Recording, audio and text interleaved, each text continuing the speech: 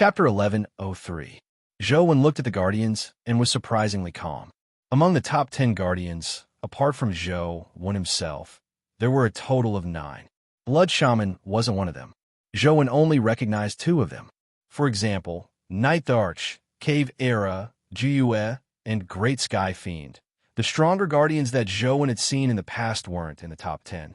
The 2 Guardians Zhou knew were Grim Demon and Fairy Burial. But among the 8 Guardians on stage, he didn't see Grim Demon or Fairy Burial. Strange. Even if Grim Demon and Fairy Burial are held back and can't enter the arena, there should be 7 Guardians participating in the battle. Why are there 8? Zhou didn't have the time to think about who the additional person was because the 8 Guardians had already surrounded him. Zhou was at the mythical stage and couldn't use companion beasts. He could suppress Blood Shaman by relying on the white wooden club in his hand. Now that the 8 Guardians were attacking him, Zhou felt immense pressure. Even Zhou was overwhelmed by the 8 different attributes of powers and skills. The Guardians that could enter the top 10 naturally had their specialties. None of them were weak. If he had encountered them normally, it wouldn't have been difficult for Zhou to deal with them using all sorts of companion beasts. However, now that his companion beasts were restricted and he was being held back by Blood Shaman, he didn't have the spare energy to deal with them. From the looks of it, there's only one way. Zhou looked at Blood Shaman and knew that his only chance was to kill him first. As long as he killed him, he could use his companion beasts. The 8 mythical Guardians were nothing to him. However, it was extremely difficult to kill a Terror-grade Blood Shaman under the siege of 8 Guardians. Unfortunately, I can't use creatures other than companion beasts and Guardians on the cube. Otherwise, how difficult would it be to kill Blood Shaman if I summoned Jade Rabbit and Ice Maiden? Zhou thought. The humans watching the battle naturally saw Zhou's predicament. His sword techniques and movement techniques were astonishing. While fighting Blood Shaman, he was able to remain undefeated under the siege of 8 Guardians. However, everyone could tell that it was impossible for human to persist forever. The pressure Blood Shaman gave him was too great, and he didn't have the strength to kill the other Guardians. This sword technique and movement technique are too powerful. It's definitely not something humans possess. Even if he's half human, he still has human blood flowing in his body. As long as he treats himself as a human, then he's a human. That's right, he's a human to begin with. You is the same. So what if he fused with a Guardian? As long as he thinks he's human, he's human. Using a human as his name already shows his determination. Zhou was able to remain undefeated despite fighting 9 alone. His godlike sword techniques and movement techniques left everyone shocked. It also made most of the audience identify with him more and more intensely. They even began to ignore the fact that he might be a half-human. However, people also knew that no matter how powerful Zhou's sword art and movement technique were, this was as far as he could go. If he continued, he would only be defeated. The stronger Zhou's performance was, the more regretful it was. He is like that, and so are humans. Could it be that we humans are destined to be toyed with by the dimension? People gradually felt grief and indignation. They wished they could rush into the arena and fight alongside Zhou. However, there was nothing they could do. All they could do was watch as Zhou was besieged. They had nowhere to vent their anger. It wasn't only out of sympathy for Zhou, but also out of hatred for their own incompetence. At the same time, they were indignant and ashamed that their fates had been controlled. Zhou's predicament made them feel the same way. The humiliation left them feeling extremely uncomfortable. Why can't humans become the kings of Earth? We are the masters of Earth. Anger and humiliation intertwined in their hearts. Instantly, the spectators fell silent. No one said a word as they quietly watched Zhou being besieged by the Guardians, waiting for the outcome they didn't want to see to appear. Seeing the human situation was getting worse, more and more people fell silent. In front of the countless cubes on Earth, most of them were silent. Even the media streamers who did the live broadcast analysis spoke very little. They almost stopped interpreting the current situation. This was because even if he didn't interpret it, he could tell from the slow-motion camera that human was in a very bad situation. Defeat was only a matter of time. This feeling of silence isn't bad. Low-level creatures should have the restraint of low-level creatures, the woman beside Tion said with a smile. Tion said indifferently, "From the looks of it, this period of silence will continue." The situation was becoming more and more disadvantageous for Zhou. He had already used his movement techniques and sword techniques to their limits, but he still found it difficult to gain an advantage in the siege. Zhou had already made up his mind. He gripped the white wooden rod in his hand tightly and circulated the slaughterer life soul. This was the only life soul he could use without engraving. It was also the power he needed to use immortal slaying. However, ever since Zhou advanced to the mythical stage, he hadn't used immortal slaying. He only knew that as his life soul grew and his stats increased, the might of immortal slaying should be much stronger than before.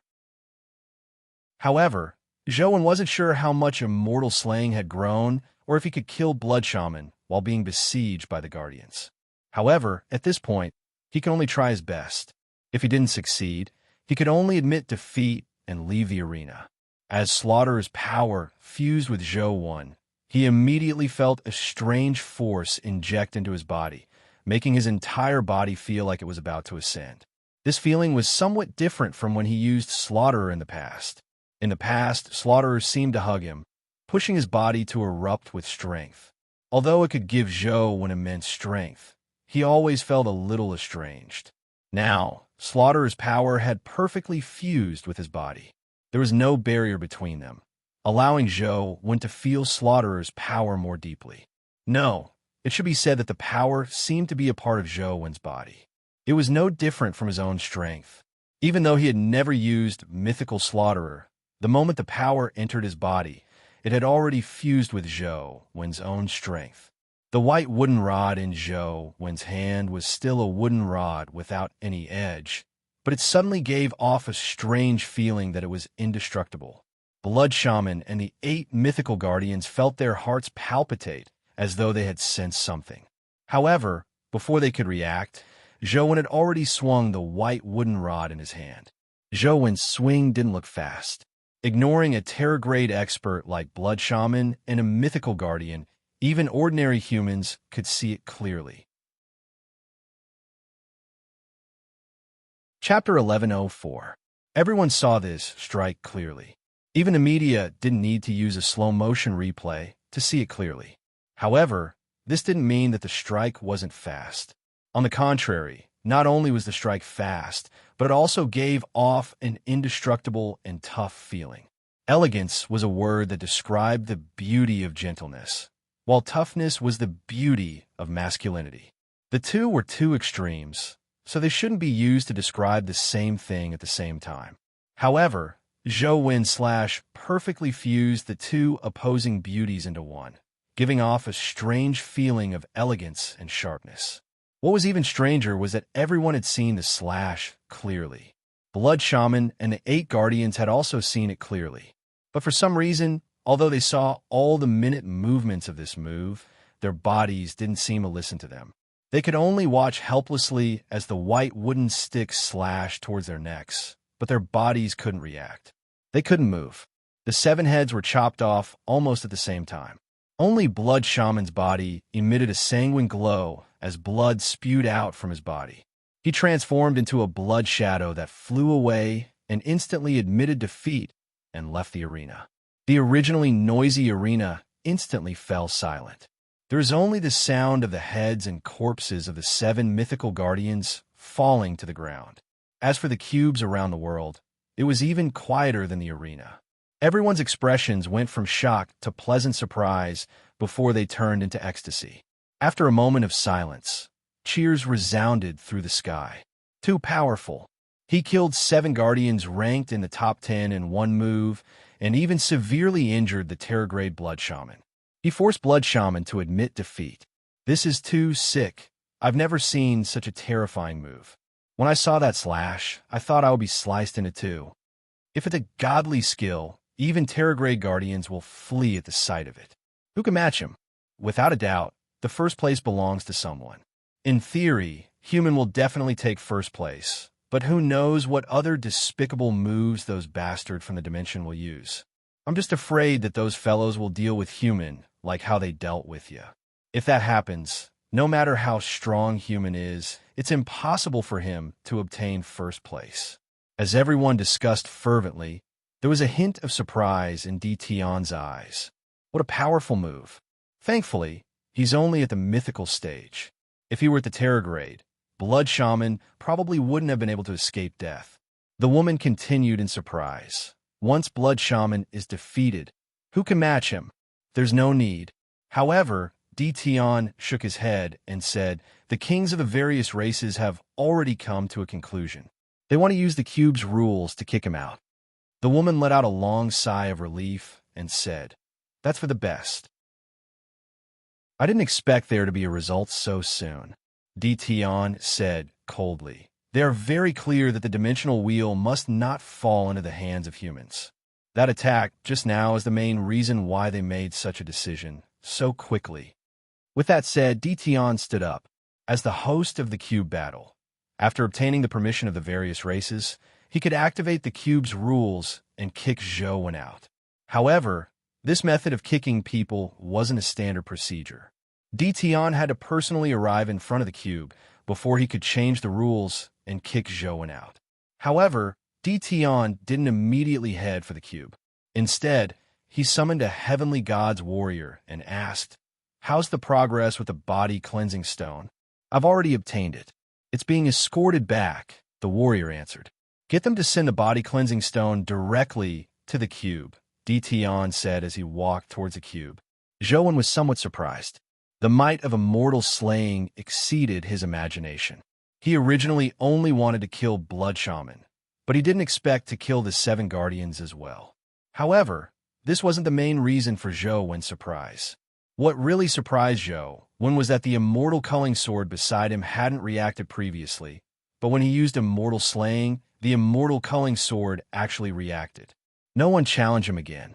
Everyone was frightened by the 7 guardian corpses. Unless a Terror grade expert appeared, no one dared to challenge Zhou. However, Zhou didn't leave the arena. He knew that after causing such a huge commotion and killing 7 guardians in one move, the dimension definitely wouldn't let the matter rest. He would probably receive the same treatment as you very soon.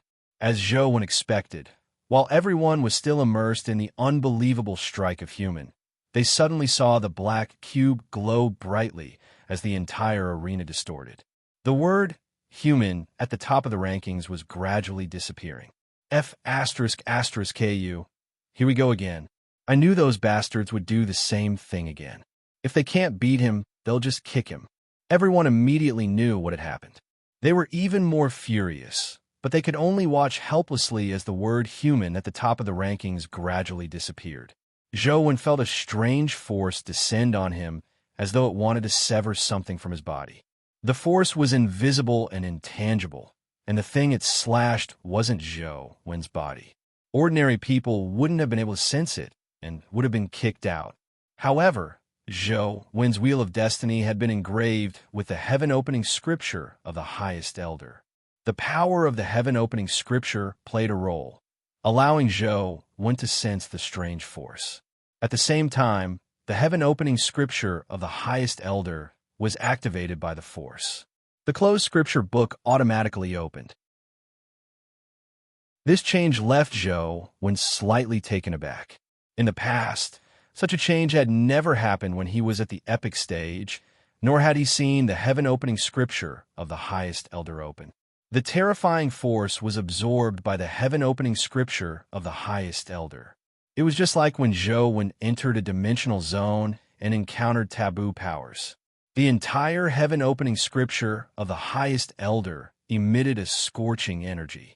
What was different from before was that if the taboo power the heaven-opening scripture of the highest elder withstood exceeded its limits, it would be emitted and Zhou's body would bear it together. This time, nothing like that happened. The energy didn't emit. Instead, it gradually condensed on the page of the heaven-opening scripture of the highest elder, forming a sutra symbol. Zhou didn't know what the sutra symbol meant, but he could vaguely understand its true meaning. With the appearance of the sutra symbol, the marks on the wheel of destiny that should have disappeared in a short period of time didn't disappear for a long time. They remained on the wheel of destiny. Many people cursed the dimension for being shameless, believing that human would be kicked out of the rankings like yeah. However, the word human ranked first didn't continue disappearing after disappearing halfway. Furthermore, Zhou Wen's body wasn't kicked out of the arena. In the arena, Zhou Wen floated in midair. There seemed to be an invisible force in his body that resisted the distorted forces in the arena. No matter how the forces in the arena changed, they couldn't kick Zhou Wen out of the arena. Instead, the remaining half of the word human on the rankings shimmered. The vanished strokes appeared bit by bit. What's going on? Everyone looked at the word human on the rankings in surprise and delight. All of them held their breaths, as though they were afraid that they would blow the word away if they exhaled. Chapter 11:05. How did this happen? Standing in front of the cube and looking at the woman controlling the cube, her face was filled with surprise. Dition had clearly erased the name human from the cube, but the name that had been erased gradually appeared again. Dition looked at the changing cube in front of him and couldn't help but frown. He tried to erase the name human again, but the outcome was the same. Even if the word human on the rankings disappeared, second place didn't advance. After a while, the word human appeared again. Many people were dumbfounded when they saw the word human disappear and reappear on the rankings. Holy sh*t, what kind of trick is this? The erased name can still appear? It's heaven-defying. Those fellows from the dimension actually can't kick someone away? You could do that? Haha, this is interesting. Those bastards from the dimension can't kick someone away, nor can they beat him. If there's no other means, I'm afraid that person will take first place. 666, those cheese are probably going crazy from anger, right? Invincible. How'd he do it? The various bigwigs of the dimension also wanted to know how it was done, but the cube was a magical object that had existed since ancient times. It wasn't man-made and had its own rules. The dimensional creature's research on the cube was still ongoing. They could only use some loopholes in the rules to control it, but they were far from being able to do whatever they wanted. Dition had already tried several times, but the outcome was the same. He couldn't completely erase human from a cube. Your Excellency Dition, thankfully you had the foresight to prepare the body cleansing stone ahead of time. Otherwise, I'm afraid first place would really fall to that person, the woman said as she looked at Zhou Wen's figure through the cube screen. Dition had already given up on modifying it. It was obvious that it was useless. I never expected it to really be used, Dition said calmly. Your Excellency, who do you plan on letting borrow the power of the body cleansing stone to descend with their true bodies? The woman asked. Dition didn't answer as he looked at Zhou Wen in the arena. The heaven-opening scripture of the highest elder endured the repeated attacks of the cube's rules. The sutra symbols in the scripture became more and more complete and brighter. There was almost no need for Zhou Wen to deliberately engrave them on the wheel of destiny. They could maintain their state without disappearing. Finally, the character human on the ranking board stopped changing and stabilized its first position. As the heaven-opening scripture of the highest elder lost its energy supply, the scripture stopped changing. However, it didn't disappear either. It just froze. Zhou Wen quickly realized that even with the sutra, it was difficult for the heaven-opening scripture of the highest elder to be preserved on the wheel of destiny forever. It could only be preserved for a longer period of time. It didn't immediately disappear, but after a long period of time, the marks would slowly disappear. However, this was excellent news for Zhou Wen. This was because the heaven-opening scripture of the highest elder could exist for a longer period of time. He didn't need to constantly inscribe the heaven-opening scripture of the highest elder. The time and energy he saved could be used to inscribe other essence energy arts and use the powers of multiple essence energy arts at the same time. His ranking has stabilized. Is he going to get first place? Looks like the first place is in the bag. You can't even kick him away. What else can you do? I think he's definitely going to get first place. Ha, I'm convinced. It's what everyone expects. Just as everyone thought that they were definitely going to get first place, and that there was no suspense, a beam of light shot down from the arena like holy light descending from the sky. A distorted figure slowly descended from the beam of light. This figure was already very familiar to humans. However, when they saw him appear, everyone mumbled, unsure what he was up to. Previously, every time this figure appeared, he would change the rules, making them extremely disadvantageous to humans. No one knew how he would change the rules this time. No guardian can defeat human. It's useless no matter how the rules are changed. That's right. We can't kick him away. No matter how many tricks we use, it's useless. That's right. Why waste time? Can't we just let him get first place? Many people thought about it.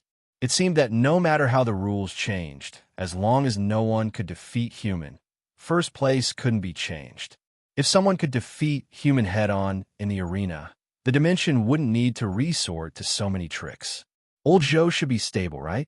Although he couldn't figure out how to change the rules to kick Zhou when out, Li Xian still had some doubts. He felt that things weren't that simple, so he asked Wei Ge. Unless there's an existence that can defeat Zhou when participating in a battle, simply changing the rules is useless.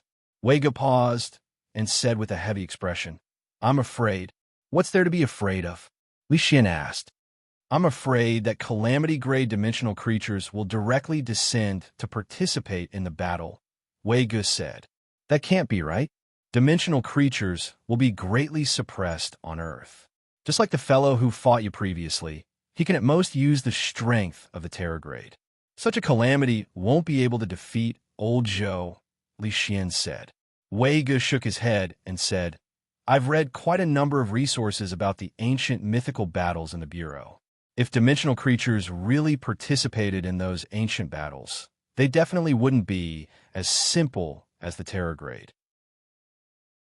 There's a high chance that calamity-grade dimensional creatures have existed on Earth. Perhaps they have some way to resist the suppression of Earth's rules. No way. Then, isn't old Zhou in danger? Li Xian's expression changed slightly. He opened his mouth to say something, but he suddenly saw a terrifying change happen in the arena. Previously, every time Tian descended, he was only a distorted humanoid figure. He didn't have a corporeal body. However, the descent this time was completely different. As the figure gradually descended, the figure gradually solidified into a corporeal body. Dressed in a gorgeous imperial robe, long white hair, and a golden armor that was faintly discernible under the imperial robe, Tian was like a god as he gradually walked out of the beam of light. His body became more and more corporeal, and his aura became more and more terrifying. Don't tell me you're right, Li Xian said with a bitter smile. From the looks of it, Wei Ge shrugged helplessly. Can Coach defeat a calamity grade? Feng Shuyan calmly analyzed the situation, but no matter how he analyzed it, he felt that the chances of victory were very slim. Wang Lu hugged Ye and didn't say a word, but she couldn't hide her worry. The ordinary people watching the battle realized what had happened as their expressions changed drastically. Is he getting the referee to step down because he can't beat him in a fight? Isn't that too shameless? Chapter 1106. Zhou Wen's expression was solemn. He knew that the other party's arrival at this moment was definitely not cannon fodder sent to his death. There was a high chance that he was a calamity-grade terror existence. Furthermore, to be able to preside over the cube battle, it was obvious that the other party's status in the dimension wasn't low. Banana Fairy was summoned first. She had already put on her companion beast equipment again. Truth Listener's earring constantly scanned the descending figure, but apart from the terrifyingly powerful aura, Truth Listener couldn't hear anything. Zhou Wen already had the intention to retreat. Above the mythical stage, there was a huge gap between every level. It was just like how powers below the Terragrade couldn't harm Terragrade creatures at all. The Calamity Grade itself had its own uniqueness. Terragrade creatures were as weak as babies in front of them, much less Zhou Wen, who had just entered the mythical stage. If the dimensional creature that descended really had the strength of a complete calamity grade, he probably wouldn't have any chance of winning even if he summoned demonic neonate and banana fairy. Joan planned on taking a look first. If he confirmed that the other party was a true calamity grade, he would admit defeat and leave. Although Zhou wanted to get first place, his life was clearly more important. When Dition walked out of the beam, Zhou was already very certain that this was definitely a complete calamity grade, not the terror grade idiot that you had defeated. Without any hesitation, Zhou chose to forfeit and admit defeat without giving Dition a chance to attack. Soon, Zhou's expression changed. He had clearly admitted defeat, but he wasn't teleported out. He remained in the cube's arena. Zhou kept circulating the heaven-opening scripture of the highest elder, but it was useless. The heaven-opening scripture of the highest elder couldn't allow him to leave the arena. Do you want to forfeit and admit defeat? I'm afraid you no longer have a chance. Dition completely walked out of the beam of light, and his body completely condensed. However, despite him standing there, he couldn't see what he looked like with his eyes. He clearly felt that he had seen him, but he couldn't tell what he looked like. He only felt that the person was like an emperor or a god, exuding supreme pressure. Everything in the world seemed to become tiny and fragile in front of him. Dition looked at Zhou and continued, "You have no logical powers, so you can ignore the cube's rules and can't be kicked out. Since you want to stay so badly, this king will fulfill your wish." He has activated the cube's life and death mode. Now, the cube has completely severed its connection with the outside world. It will only reactivate if one side dies. Even if you can destroy the rules, it's useless because there's no other way out. Who are you? Zhou knew that what Dition said was true. Otherwise, the heaven-opening scripture of the highest elder wouldn't have been useless. His mind raced as he thought of all the possibilities of escaping. Dition, the master of Heavenly God's Council, Dition calmly replied. Heavenly God's Council of the 8 God Council. Zhou was startled. Zhou didn't know much about the dimensional zones, nor did he know much about the calamity grade experts of the dimensional zones. It just so happened that the master of Heavenly God's Council was a calamity grade expert that he knew of. Due to his relationship with Wang Mingyuan, Zhou had learned some information about the 8 God Council. The 8 God Council were 8 different dimensional races. Wang Mingyuan had defeated the king of the dragon gods and become the new dragon king. According to the Ice Maiden, among the 8 kings of the 8 God Council, 6 were at the terror grade. Only 2 were at the calamity grade. Dition was one of them, and he was also the leader of the 8 God Council. Wang Mingyuan had seized the position of Dragon King, but he hadn't touched Dition. From this, it was obvious how terrifying Dition was. Now that Dition had personally descended to kill him and his path of retreat had been severed, Zhou immediately felt that something was amiss. Upon hearing the conversation between Zhou and Dition, the Federation fell into an uproar. Dition was clearly trying to take his life, and he wasn't just trying to kick him out of the competition. Before you die, do you want to leave your name? It's an honor for you to be killed by me, Dition said casually as though Zhou's life was already in his hands. Zhou had already secretly drawn the sky-stealing, sun-shifting art. He wanted to use the interstellar teleportation ability to see if he could teleport away. However, he was very disappointed. All the stars in the pocket universe were dim. Clearly, he couldn't teleport out from here. Since I can't get out, I can only risk my life. Zhou gripped the white wooden club in his hand tightly. Under Zhou's orders, Banana Fairy used her strongest 3 realms best wind. A terrifying storm instantly enveloped the entire arena and swept towards Dition. At the same time the 3 realms best wind blew, Zhou put on the invisibility cloak and entered an invisible state. He used the God-Fiend Era Essence Energy art that he had just carved to teleport behind Dition and activated Immortal Slaying in an invisible state. As for demonic neonate, she was secretly hiding in Zhou's arms, waiting for an opportunity to attack. Dition floated in the air and faced Banana Fairy's 3 realms best wind. All he did was wave his sleeve. His sleeve seemed to have its own world. When the terrifying three realms best wind rushed into his sleeve, it was like a rock sinking into the sea. It only made his sleeve flutter a few times, as though it had been caressed by a gentle breeze. The invisible Zhou Wen's immortal slaying was about to strike Tion, but Tion didn't even turn his head. All he did was casually grab the white wooden pole in his hand. Then, he swung the wooden pole and threw Zhou Wen forward. Boom! Zhou Wen's body slammed into the arena as blood spewed out of his mouth. He couldn't hold the white wooden club in his hand as he rolled out. Tion didn't chase after him. Instead, he sized up the white wooden club and muttered to himself, "It's indeed the morning staff. Unfortunately, it's incomplete. It's just a defective item." Banana Fairy was worried about Zhou Wen as she flew over and stood in front of him. Her banana leaf turned into a fan as she slapped Tion fiercely. Tion waved his sleeve again, but this time, not only did he suck a Banana Fairy's wind, but his sleeve also became extremely huge as though it covered the void. There was a huge suction force inside that pulled at Banana Fairy's body, causing her to involuntarily fly into the sleeve. Banana Fairy desperately mustered her wind elemental power to escape the sleeve suction force, but she was still pulled into the sleeve. Zhou Wen endured the pain and summoned Truth Listener. Even demonic neonate didn't move, so ordinary mythical companion beasts were even more useless.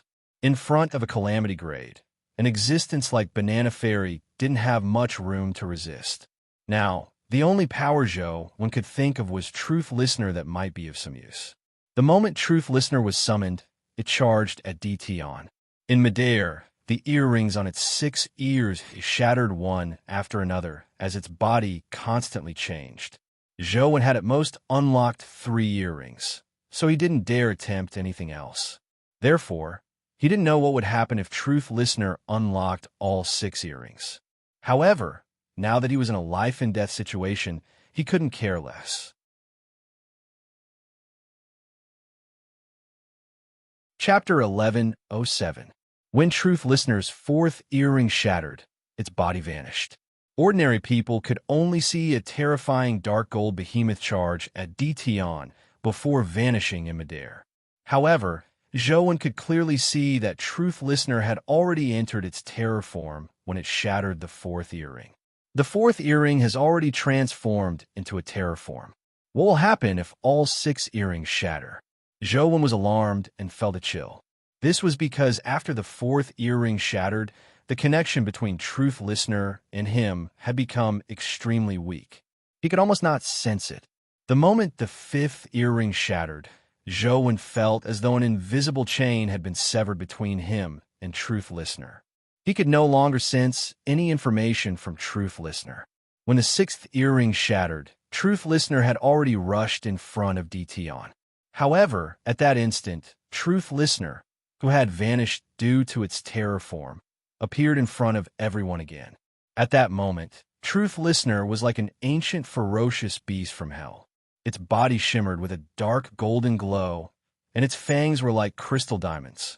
Its body emitted a ruthless and ferocious aura that left one shuddering. It was like an extremely evil beast. What was even more terrifying was that as Truth Listener reappeared in everyone's vision, the entire arena discovered a strange change. A door to hell opened behind Truth Listener. The door was the same as Truth Listener's body. It was dark gold in color, and there were countless mysterious runes engraved on it. The runes were mysterious and beautiful, and they had a fatal temptation that seemed to suck one's soul into the door. With the appearance of the door to hell, countless evil spirits and ferocious ghosts emerged from the ground. Arms extended from the ground, and terrifying ferocious beasts that had never been seen before rushed out of the open door to hell. An even more terrifying aura and roar sounded from within the door to hell. It was as though an even more terrifying existence was rushing out of the door to hell. Instantly, the entire arena seemed to turn into Shura hell. There were extremely terrifying, hellish, evil spirits and ferocious beasts everywhere. As for the hellish death aura that constantly spewed out from the door to hell, it filled the entire space. In the increasingly thick hellish death aura, ordinary mythical creatures would probably die very quickly, much less fight. Calamity grade. Zhou could finally confirm that Truth Listener, who had activated 6 earrings, had reached the Calamity grade. The power of the Terror grade was indescribable, but after reaching the Calamity grade, the power would transform into a Calamity domain. Even if one saw it, human strength was unable to resist the Calamity.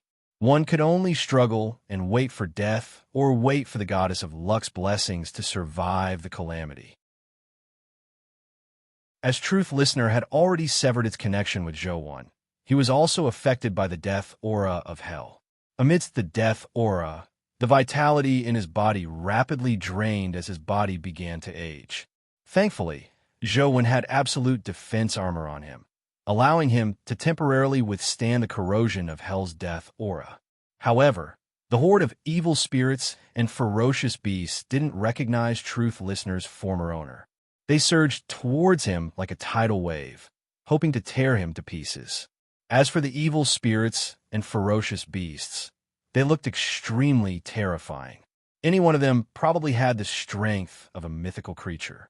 With so many mythical creatures swarming forward, even Zhou felt his heart tremble. The morning staff was snatched away by Tion.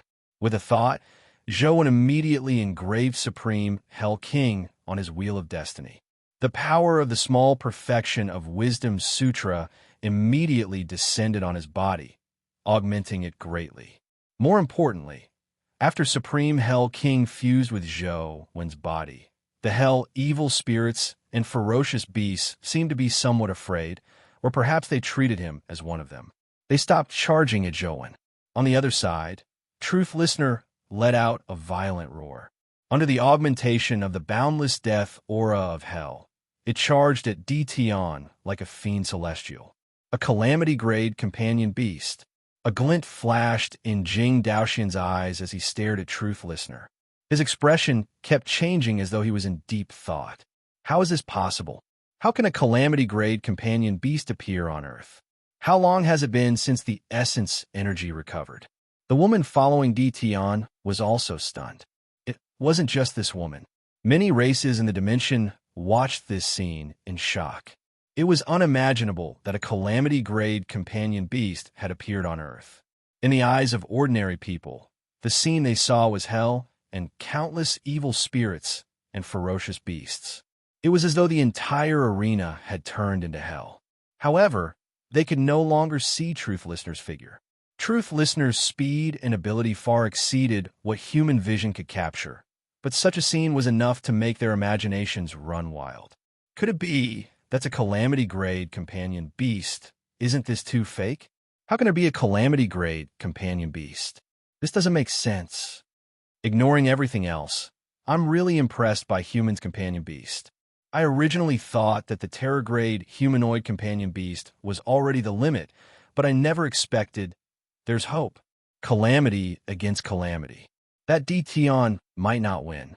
Human still has a chance of obtaining first place. Perhaps it really can. Everyone was extremely excited. They originally thought that there was no hope, but they never expected Human to give them a huge surprise. Calamity grade. That's a Calamity-grade companion beast. How did young Master do it? And Shang said excitedly. And Tianzuo looked at the hell-like arena on the screen and fell silent for the first time. In Chess Mountain's base, and Jing and the other Chess Mountain guards were watching the live broadcast on the field. When she saw Truth Listener display its Calamity-grade strength, and Jing's expression turned extremely complicated. That person seemed to be getting further and further away from her. Calamity grade? That's a Calamity-grade companion beast. How'd he do it? The Zhang family heads' eyes turned red. If the Zhang family had such a companion beast, how could the Holy Temple restrain the Zhang family? It wasn't just the Zhang family. The core upper echelons of the other 5 families were also pleasantly surprised. The appearance of a Calamity-grade companion beast opened up a new world for them. It made everyone know that not only could companion beasts fight guardians, but they could even fight terrifying existences in the dimension. The potential of companion beasts was far greater than they imagined. Due to Truth Listener's calamity domain, the strength of Dtion's sleeve was greatly reduced. Zhou took the opportunity to unsummon Banana Fairy. As for Dtion, he didn't continue forcefully sucking Banana Fairy away because Truth Listener had already arrived in front of him with the boundless death aura and countless hellish evil spirits. Chapter 1108. Kill him. Zhou could only secretly pray that Truth Listener could kill Dtion. Otherwise, he really didn't have the strength to fight Dtion. In fact, even Zhou hadn't expected Truth Listener to reach the level of a calamity transformation. This was already a pleasant surprise. However, the calamity transformed Truth Listener had completely severed his connection with Zhou. It was probably impossible for him to retrieve it. Zhou couldn't tell if this was a blessing or a curse. If Truth Listener defeated Dtion, would it be considered his victory in this battle? Or would Truth Listener kill him, his former master? Looking at the ruthless Truth Listener that was like a demon god from hell, Zhou felt that the possibility was very high. The power of all hell seemed to pounce at Dtion along with Truth Listener. Surprise flashed in Dtion's eyes, but he had no intention of retreating. He slowly extended a palm to suppress it. With his palm, gods and Buddhas appeared in the sky. They flew around the sky as though heaven had descended from the sky. The spectators were all dumbfounded. All they could see was hell rising and heaven descending. Heaven and earth collided, triggering countless terrifying phenomena. If the scene hadn't happened in the cube's arena, but on Earth, a huge city would probably have been destroyed by this strike. Is this the power of a calamity great? Everyone felt their hearts tremble. A single strike could destroy the world. Gods, Buddhas, and ferocious beasts wreaked havoc. It was like hell on earth.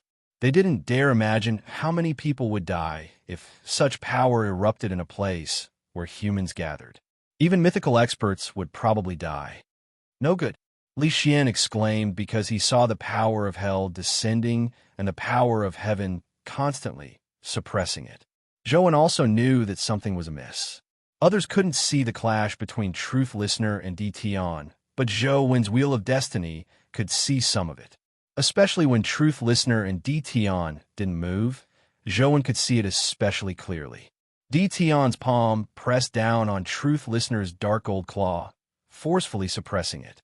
Truth Listener's huge body was about to be pressed into the arena. Boom! In the next second, Truth Listener's body had already landed on the arena. Its feet were on the ground as its claws resisted Dtion's palm, but its back was bent bit by bit from the suppression. The scene in hell was almost completely suppressed and shattered by the scene in heaven. Dtion and Dting's figures also appeared. Everyone was shocked when they saw Truth Listener being suppressed by Dtion with a single hand. It slowly bent its body and was about to kneel on the ground.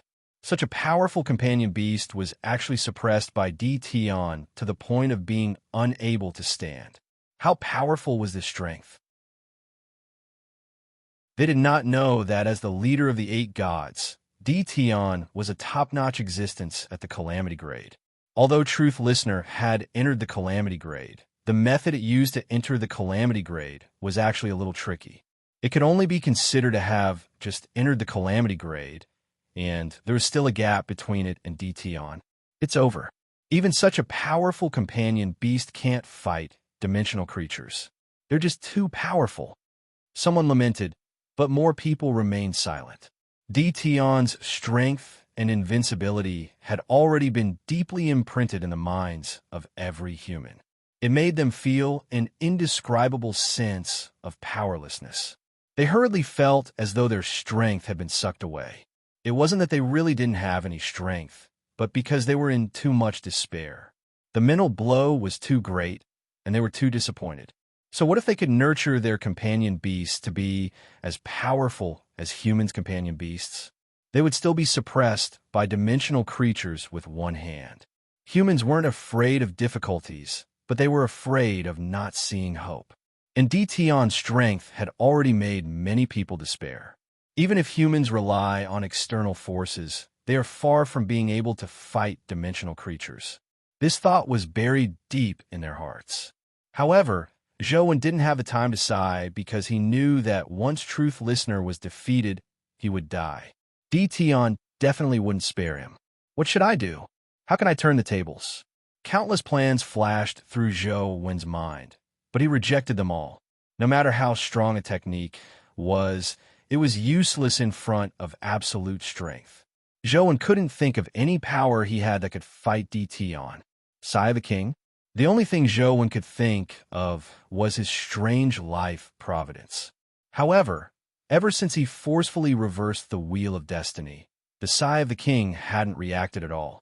Or perhaps it was completely disappointed in him and no longer gave him any feedback. Zhou Wen kept trying, but the Sigh of the King didn't move at all. What a pity. Truth Listener's evolution is too fast. If it was a little slower, there might still be a chance. In a cave at the foot of Chess Mountain, an extremely beautiful woman was chained up. The woman looked at the phone screen in front of her and sighed. I originally thought that I could find someone who could match me to escape, but who knew that it would be such a suicidal fellow. From the looks of it, I can only continue finding someone else. I wonder how long I'll have to wait. Even an expert like the Arch believed that Zhou Wen had no chance. A calamity-grade battle wasn't something ordinary creatures could participate in. Unless Zhou Wen had a second calamity companion beast, he was doomed. What a pity. In the ancient temple, Jing Daoxian sighed as well. However, it was unknown if he felt pity for Truth Listener or Zhou Wen. Wang Lu, Li Xian, Feng Qiuyan, Wei Gu, and company had their hearts in their throats. They knew that the moment Truth Listener retreated in defeat would definitely be the moment Zhou Wen died. However, no one had the ability to help him. All they could do was watch helplessly and pray for a miracle. God, please help him. At least let him live. Wang Lu could only pray to the gods for help. However, her level was too low. Even with the augmentation of her life providence, it was of little use. Boom! One of Truth Listener's legs touched the ground as it half knelt on the ground. It roared angrily as dark golden blood seeped out of its 7 orifices. It desperately unleashed all its strength, but it was unable to stand up under the huge hand. Furthermore, it kept bending its back due to the pressure. Crack! Truth Listener's other leg supported itself on the ground as it forcefully refused to yield. However, it was snapped by the terrifying pressure. The broken bones pierced through its skin and flesh. Truth Listener's ferocity flared as it crazily unleashed its strength, but it was to no avail. Only blood flowed out from the fracture, dyeing a large portion of the arena red. Humans don't fight with the heavens, and slaves don't fight with their masters. This is the law of the world and also fate. This is the consequence of defying the heavens. DTion's voice was like divine thunder as it spread to every corner of the world. Anger, indignation, helplessness, grief, despair, and other emotions spread in people's hearts, but there was nothing they could do. DTion stood at the height of a god and looked down on all living beings. Even though he was indignant, he was powerless to knock the god off his pedestal. Any words at that moment would only invite humiliation.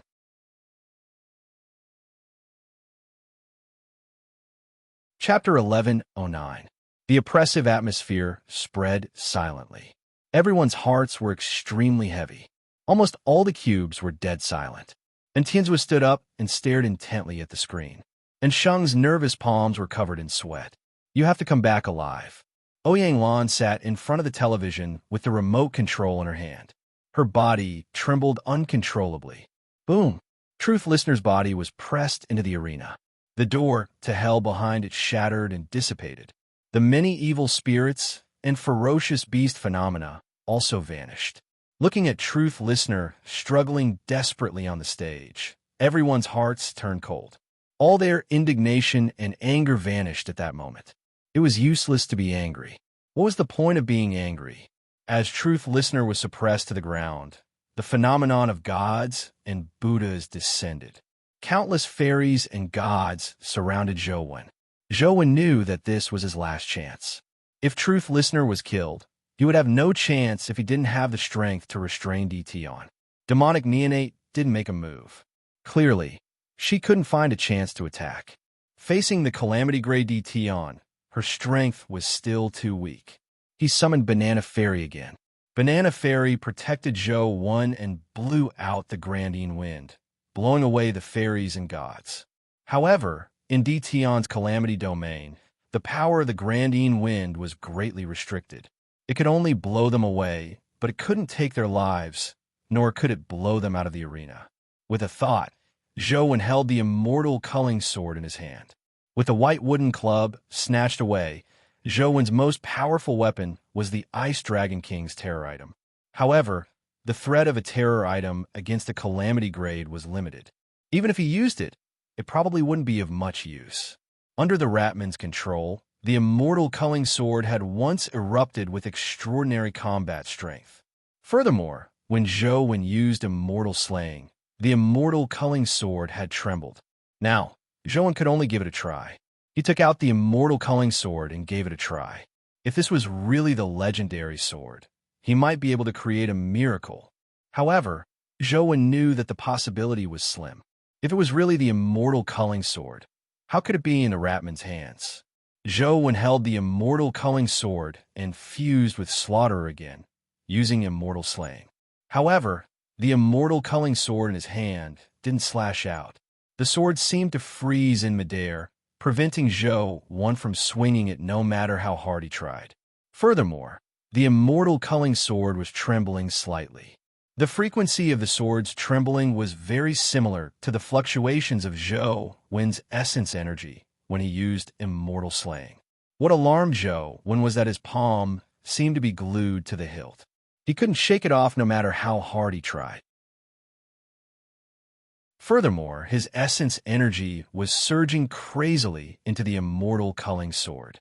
Zhou had always believed that Slaughterer provided him with infinite essence energy that wouldn't dry up no matter how he used it.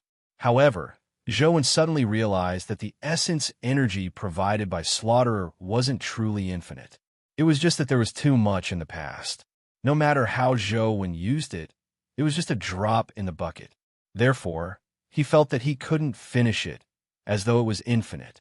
However, the amount of essence energy extracted by the immortal culling sword exceeded the amount of essence energy provided by Slaughterer. If the essence energy provided by Slaughterer was the sea, then the immortal culling sword was a behemoth that devoured the sea. The massive amount of essence energy was sucked into the immortal culling sword, but there wasn't much of a reaction. All it did was make the immortal culling sword vibrate a little faster. Even Zhou's body frequency was affected by the immortal culling sword as it trembled slightly.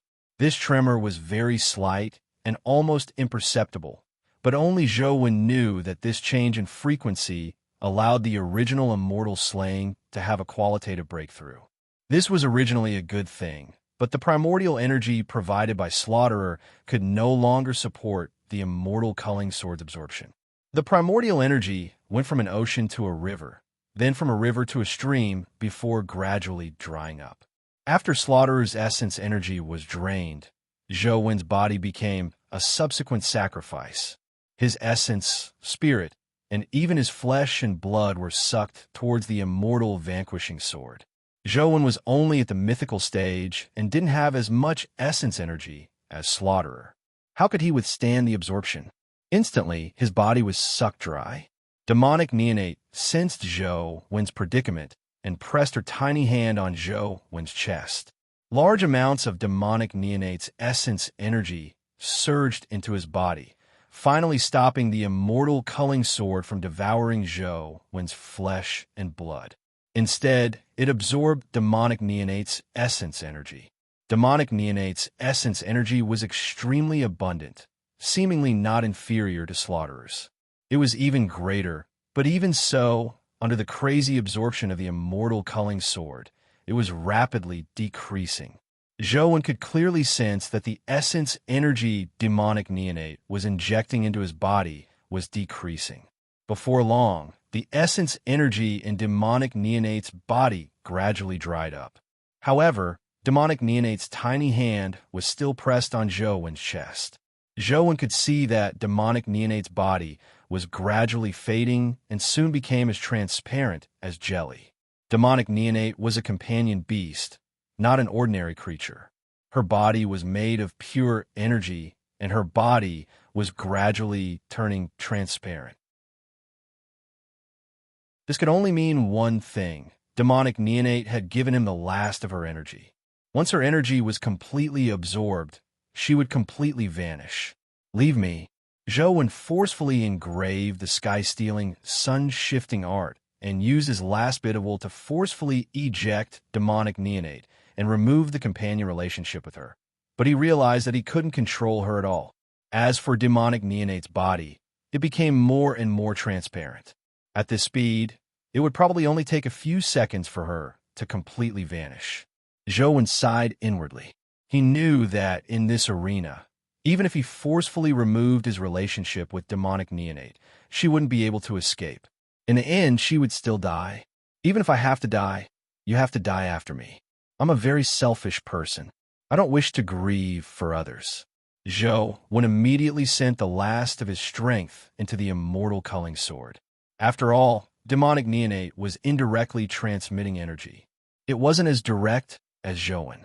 Under Zhouwen's guidance, her already thin body was almost sucked dry. Just as Zhouwen thought that he was about to die, an energy suddenly erupted from his body.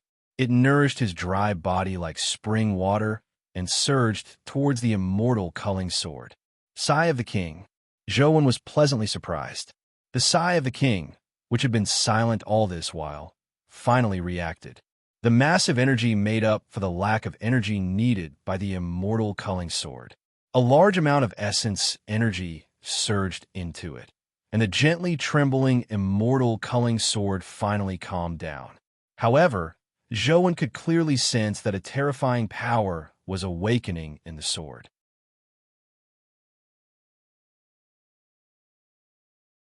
Chapter 11:10.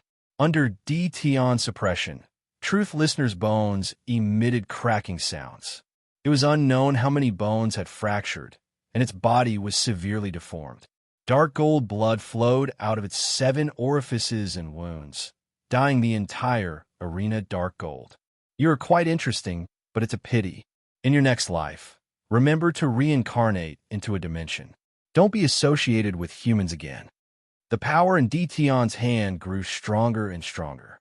Gods, Buddhas, and fairies surrounded Truth Listener in a bid to kill it completely. Everyone looked at Truth Listener, whose body was about to explode, and the shock in their hearts was indescribable. Fear spread silently. It's been going on and on about humans since a while ago. It's so noisy. Suddenly, a voice sounded in the arena. Only then did everyone recall that Zhouwen was in the arena. Previously, their attention had been completely attracted by the battle between Truth Listener and DTON, so they had forgotten about Zhouwen, the main character of the duel. They looked at Zhouwen and saw him standing in DTON's calamity domain with a sword in hand. Banana Fairy was beside him, desperately fending off the fairies and gods that pounced at Zhouwen. Everyone was somewhat dejected. Even though Human wasn't dead, when Truth Listener was defeated, Human would definitely perish. After all, Human strength was only at the mythical stage. The Terrorgrade companion beast, Banana Fairy, could only barely protect herself in the Calamity domain. She didn't have the right to fight DTON at all. Humans have to know their destiny. If you hadn't insisted on defying the heavens, you wouldn't have ended up in such a state. This is the consequence of defying the heavens. DTON continued suppressing Truth Listener with one hand. No matter how Truth Listener roared, it couldn't escape from his grasp. Know your destiny? What do you mean, know your destiny? Who's the heavens? Is it you? Zhouwen questioned DTON. To you humans, I'm the heavens. If I want you to live, you will live. If I want you to die, you can only die, DTON said indifferently. His tone was calm, as though it was only right. Everyone fell silent. Although DTON's words infuriated humans, they couldn't refute him. In front of a calamity, humans were as tiny as ants. They could only beg the heavens for mercy. If you are the mandate of heaven, what's the harm in defying the heavens? As Zhou Wen spoke, the hand holding the ancient sword finally moved. The ancient sword was still sheathed in a scabbard. With Zhou Wen's palm, the ancient sword was pulled out of the scabbard inch by inch. The sword shimmered with a dazzling light as boundless killing intent surged out of it. The sword seemed to have some kind of magical power. It was only an inch out of the scabbard, but it made the people watching through the screen feel cold all over. It was as if the murderous intent had pierced through their hearts, causing their bodies to tremble. Di Tian's eyes focused as he stared intently at the sword in Zhou Wen's hand. Even his hand that was suppressing truth listeners stopped. Humans don't fight with the heavens, and slaves don't fight with their masters. Unfortunately, you aren't the heavens of humans, nor are you their master. If you want me to live, I can live. If you want me to die, I'll slay your heavens and destroy your master. With Zhou Wen's cold voice, the immortal culling sword was finally completely unsheathed. A celestial slaying technique slashed towards Di Tian. Di Tian seemed to sense something as he released the hand that was suppressing truth listener and suppressed Zhou Wen with both hands. The phenomenon of the deity statues also crazily suppressed Zhou Wen. It wasn't just a ripple, it was even more terrifying and powerful than the force suppressing truth listener. Layers of heavenly phenomenon descended with Di Tian's hands. A total of 9 heavenly realms descended, as though the apocalypse had arrived. And under the 9 heavens, only one person defied the heavens and slashed with his sword. Under the calamity domain, the seemingly insignificant human beings exploded with unimaginable power the moment they released the sword radiance. The terrifying sword beam instantly pierced through the 9 heavens and rushed above the 9 heavens in an unstoppable manner. The terrifying sword beam didn't stop as it slashed at Di Tian.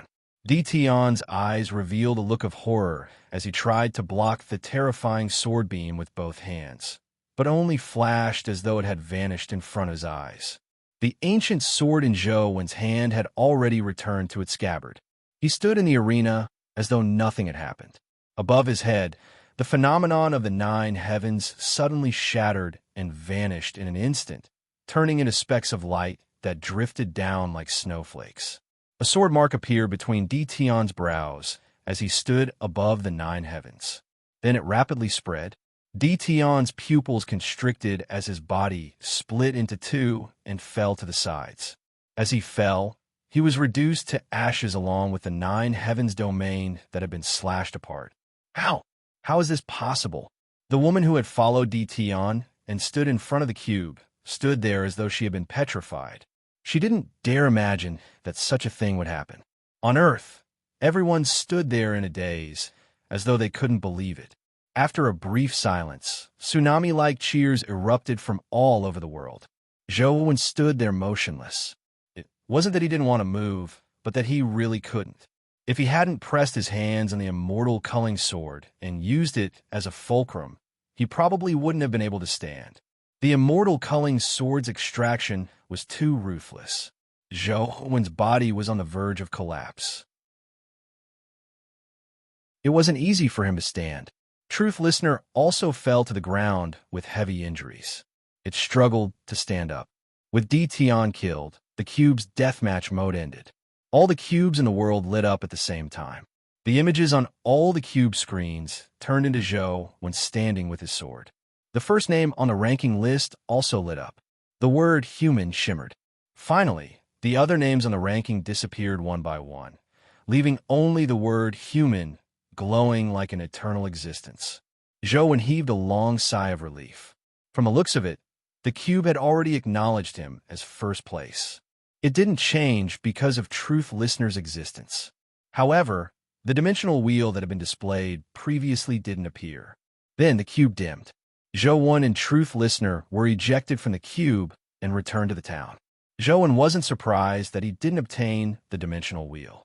It was a reward given to first place by the dimension, but now the person they didn't want to see the most had obtained first place. With the Dimensional Zone's methods, it was unbelievable that they would give him the Dimensional Wheel. Zhou looked at the tattoo on his body and saw that demonic neonate had returned to his body. Although the color of the tattoo had dimmed and looked indistinct, it hadn't disappeared. Only then did he heave a sigh of relief. On the other side, Truth Listener struggled to stand up. It was severely injured, but it was still as ferocious as a ghost. It stared fiercely at Zhou when as though it wanted to pounce over and devour him.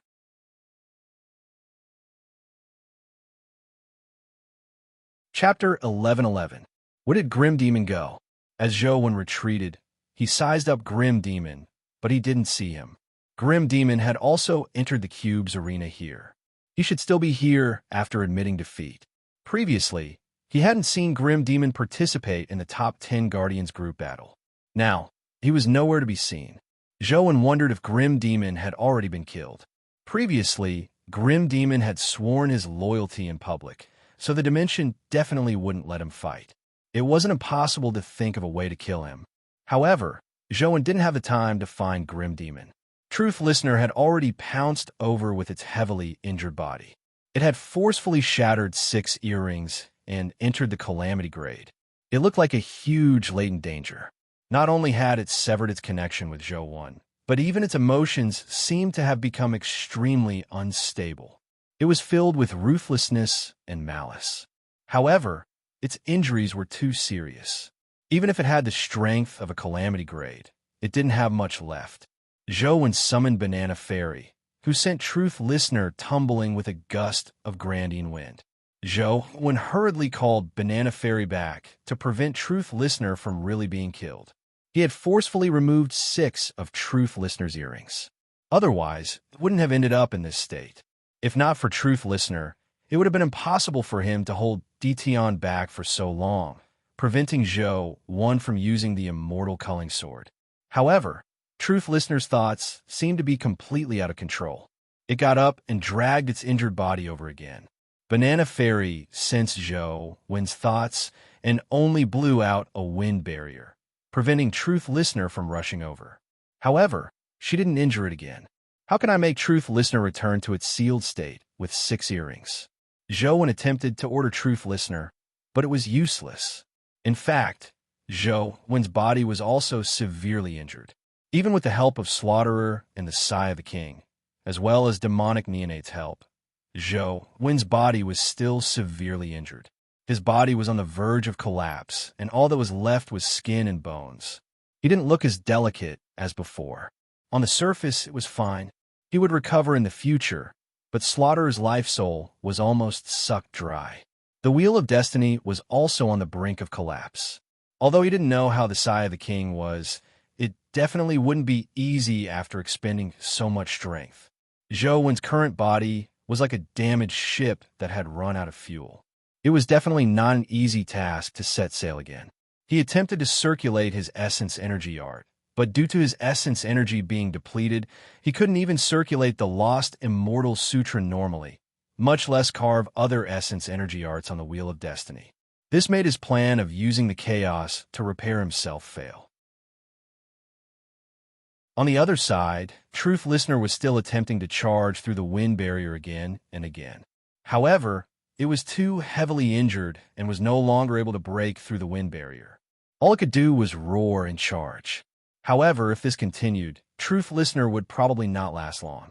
Suddenly, a figure walked out of the cube, giving Zhou a fright. Only he and Grim Demon had entered the arena from the cube. Grim Demon had long come out. Now, those who could come out of the cube were most likely dimensional existences. If another expert like Dition were to appear, Zhou would be powerless to deal with him. Even with the immortal culling sword in hand, Zhou didn't have the ability to use it. Zhou couldn't help but be taken aback when he saw the person who walked out of the cube's body. Previously, in the battle with Blood Shaman, there were 8 guardians. However, apart from Grim Demon and Fairy Burial, there should only be 7 guardians in the top 10. For some reason, there was one more. Later, when Zhou used Immortal Slaying, he only killed 7 guardians. One of the guardians vanished into thin air. Back then, Zhou Wen was somewhat suspicious, but he didn't have the time to think about it carefully. Now that he saw that the person was the guardian who had strangely appeared and disappeared, he immediately guessed something. The fact that he could come out meant that he had entered the cube's arena from the cube. Then, Grim Demon's disappearance could be guessed. This guardian must have eliminated Grim Demon and replaced him before entering the arena from here. However, there was something Zhou Wen didn't understand.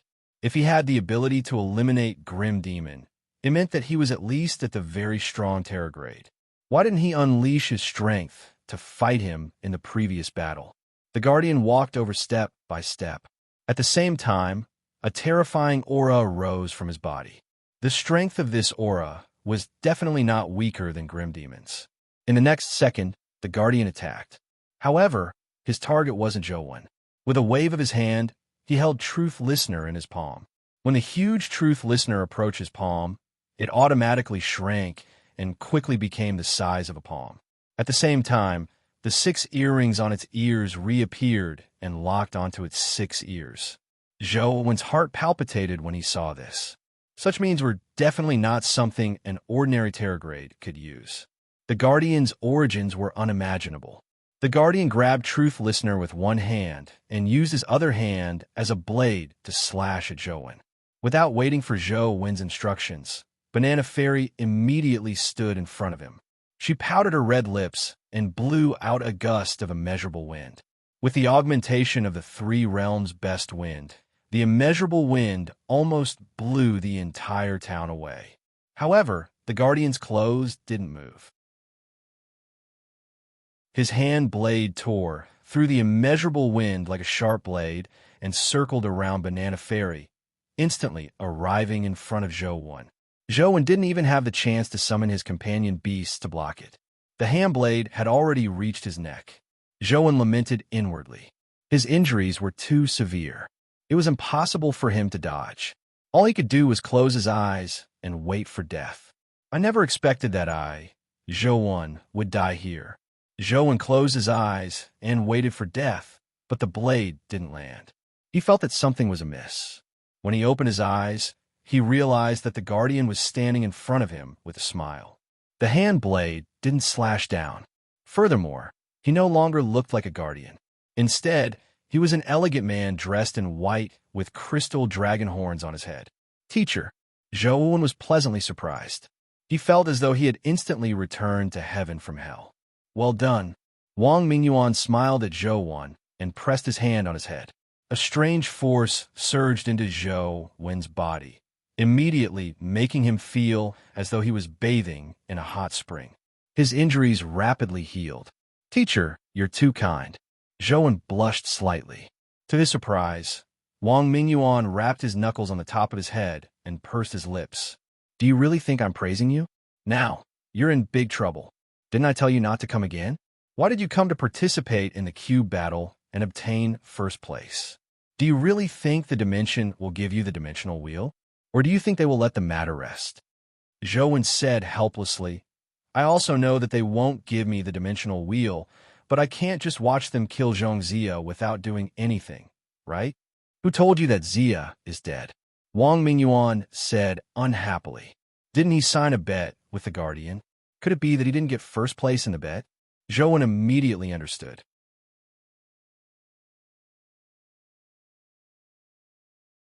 Chapter 11-12. You should worry about yourself first. Do you think the Kings of the Eight will let you off after you killed Di Tian's body, cleansing stone incarnation? Wang Mingyuan said. Body cleansing stone incarnation? Zhou Wen was slightly taken aback. He imagined that he had killed the real Di Tian. When dimensional creatures descend into Earth's universe, they will be restricted by the rules. Di Tian is naturally no exception. Of course, it's impossible for his true body to descend. Therefore, only a body cleansing stone incarnation can descend. With the power of the body cleansing stone, he can avoid being rejected by the rules of Earth's universe and retain his calamity grade strength, Wang Mingyuan said. Since it's only an avatar, and I didn't obtain the dimensional wheel, is there a need to do everything possible to kill me? Zhou Wen asked in puzzlement. If you only killed the body cleansing stone avatar, there's no need to kill you. However, it's different when you kill DTon. Wang Mingyuan's words left Zhou when somewhat confused. Didn't you say that I only killed the body-cleansing stone avatar? Zhou asked in puzzlement. You did kill the body-cleansing stone avatar, but DTon's true body was killed by me at the same time. Unfortunately, no one knows that I was the one who did it. They will naturally believe that you used some kind of power to kill your true body when you killed the avatar. After all, the power displayed by your sword is too powerful. Even the kings of the various races will probably think so, Wang Mingyuan said lightly. Zhou was instantly rendered speechless as he looked at Wang Mingyuan, unsure of what to say. Besides, even without DTon, a human like you is enough to affect the plans of the dimensional monarchs. They definitely won't let you off. If they know that you advance to the mythical stage with a human body, you will definitely die. There are more than one apocalyptic expert who wants to kill you. Even if you are on Earth, I'm afraid you won't be able to live in peace, Wang Mingyuan added. They probably don't recognize me, right? Zhou thought for a moment and realized that he hadn't exposed his identity. It's not as difficult as you imagine to find you. For example, there's a dimensional monarch who's proficient in the heavenly eye. He can pry into karma that has already happened. Furthermore, you are only wearing a helmet. As long as he personally enters Earth, it will be easy for him to find you. Wang Mingyuan paused for a moment before saying, even if the king doesn't come personally, there are many calamity grades with similar abilities. Although they aren't as strong as the king, it won't be difficult for them to find out your identity. Teacher, do you have a solution? Zhou knew that Wang Mingyuan wouldn't waste time talking to him if he didn't have a solution. I've already thought of a way for you, Wang Mingyuan said with a smile. What solution? Zhou asked happily. That is to let you die. With that said, Wang Mingyuan pressed down on Zhou's head with his palm. Before Zhou could react, he felt his vision turn black as he immediately lost consciousness. The battle between Zhou and DTon had a huge impact on the Federation and even overseas. Everyone was guessing the origins of this person and who he could be. There were all sorts of guesses. Some people even guessed that human might be a true human and not a half-human that had fused with a guardian. Otherwise, why would it be named human? Human itself was a miracle. It wouldn't be surprising if there were more miracles. Why couldn't he be a pure human? However, another group of people believed that it was impossible for human to be half-human. It was impossible for pure humans to advance to the mythical stage. Both sides had their own opinions and kept arguing. No one could convince the other. However, there was one thing that everyone acknowledged, and that was that the contributions of humans to mankind were indelible. The most famous media, the Federation Freedom Investigation Bureau, even addressed Zhou as human emperor. Of course, this was because the Federation Freedom Investigation Bureau was a supporter of the theory the human emperor was pure human. The reason why they used the word emperor was because the first one created by the dimension was called the King of Earth. Using the word emperor instead of king meant that they didn't recognize the so-called King of Earth. There was no King of Earth in the past, and there wouldn't be one in the future. There was only the human emperor. Even if the cube ranking battles continued in the future and a new King of Earth was chosen, humans wouldn't recognize it. The only one that would be recognized was human emperor. Although human emperor was a half-human and didn't agree with this title, the various media outlets gradually used this title. After getting used to it, it was gradually tacitly accepted. Regarding everything about the human sovereign, people have been arguing endlessly, but there has never been a conclusion. As for the strike that Zhou had used to kill DTon, it was also a compulsory lesson in the various human schools. There were even statues of Zhou drawing his sword and slashing the heavens in many schools. Zhou naturally didn't know any of this. This was because when he woke up, he realized that his vision was pitch black. Furthermore, he couldn't move his body at all. It was as though he had been bound by something. He couldn't even move his fingers. What's going on? Where the hell am I? Zhou was filled with puzzlement as he slowly recalled what had happened. He knew that Wang Mingyuan had knocked him unconscious. Zhou didn't know what Wang Mingyuan was up to, nor did he know where he was. He didn't even know if he was still alive. He attempted to summon his companion beasts, but he realized that none of them had any reaction. It was as though all the companion beasts had vanished. However, the essence energy in Zhou Wen's body seemed to circulate normally. He could even inscribe different essence energy arts on the Wheel of Destiny. The various essence energy arts were very normal, but he couldn't move as though he was sealed in endless darkness. Time ticked by. With Zhou Wen's ability, it wasn't difficult for him to calculate time even without a watch. As time passed, he realized that he didn't feel hungry at all. A mythical body was very powerful, but no matter how powerful it was impossible for him to not eat or drink. Zhou Wen had already calculated the time for more than a month, but he didn't feel hungry at all. This was extremely abnormal. Could it be that I am really dead? Zhou Wen was extremely puzzled. Apart from being dead, he really couldn't think of why he didn't feel hungry after such a long period of time. Zhou Wen tried many methods, but he couldn't escape. Since he had nothing to do, he kept circulating the Lost Immortal Sutra and inscribing all sorts of essence energy arts to comprehend the profundities within. After experiencing the incident of the heaven-opening scripture of the highest elder appearing, Zhou Wen could inscribe the scriptures when he inscribed the heaven-opening scripture of the highest elder. This allowed the heaven-opening scripture of the highest elder to be maintained for a much longer period of time. As for the other essence energy arts, they could only be maintained for a very short period of time. Zhou Wen had nothing to do, so he constantly studied and inscribed. As his insights deepened, his inscribing speed became faster and faster. Most of the time, Zhou Wen felt that he was already dead or that he was just dreaming. This was because, according to his calculations, more than a year had passed, but he still didn't feel hungry.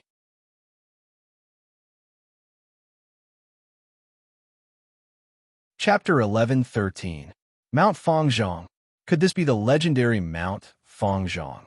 A woman stood on the back of a huge sea turtle as she stared straight ahead. Her voice was trembling. Not far in front of the sea turtle was an island with a mountain on it. The island and mountain didn't look very big, but for some reason, they couldn't see the top of the mountain. The mountain pierced into the clouds as though it had no end. The sea turtle quickly approached the island. The woman jumped off the sea turtle's back and happily climbed up the mountain. The woman wasn't old, at most 17 or 18 years old. She looked rather delicate and pretty. At that moment, she was climbing up the mountain with her hands and feet. Mount Fangzhong was one of the legendary 3 immortal mountains. Back then, Emperor Qin had sent people out to sea to search for the elixir of immortality. Their main target was Mount Fangzhong. Among the 3 immortal mountains overseas, it was said that immortal herbs and spirit herbs were everywhere on Mount Penglai. However, why wasn't Mount Penglai the main target of the Qin Emperor, but Mount Fangzhong, which wasn't famous for immortal herbs and spirit herbs? That was because legend had it that the top of Mount Fangzhong was where immortals lived. Furthermore, the word Fangzhong didn't refer to monks, but to pill chambers. Therefore, Emperor Qin didn't want the elixir of immortality from Mount Penglai, but the finished pills refined by immortals. If one didn't eat the right immortal herbs and spirit herbs, they might even die, much less live forever. If one really wanted to live forever, they had to obtain pills refined by immortals. Ji Maching was only 17 this year. She was in her youth and wasn't at the age to worry about longevity. The reason she had come to Mount Fangzhong wasn't because she had taken the initiative to search for the immortal mountain, much less because she wanted to live forever. Ji Maching's appearance here was completely an accident. She was originally from the Federation, but not long ago, she had been captured by an overseas faction. It could be considered a kidnapping. Thankfully, Ji Maching was smart and had a companion beast that could be used at sea. Furthermore, they saw that she was young and had very low strength, so they weren't too wary of her. She had actually escaped. Ji Maching now regretted escaping, because she had already been on the sea for nearly half a month. Although no one had caught up to her, she did not know how to sail at all, nor did she know where to go to reach land. Therefore, in the past half a month, Ji Maching had not even drunk a drop of water, and if this continued, she would definitely die of thirst. She was so excited to see Mount Fangzhong, not because she thought she could find an elixir of immortality, but because she thought she might find water and food here. However, Ji Maching was quickly disappointed. The place that was suspected to be the legendary Mount Fangzhong was bare. There were rocks everywhere. There wasn't even a single weed, much less water. Ji Maching did not give up. He wanted to climb to the top of the mountain to see what was going on. Even if there was no water source, if there really was an immortal pill, eating it should be of some use. However, Ji Maching climbed for a long time until her hands were bleeding. When she looked up, she still saw an unknown mountain peak. It was as though there was no end to it. What kind of lousy mountain is this? I've been climbing for so long. I should have reached the top long ago. Why can't I see the end of it?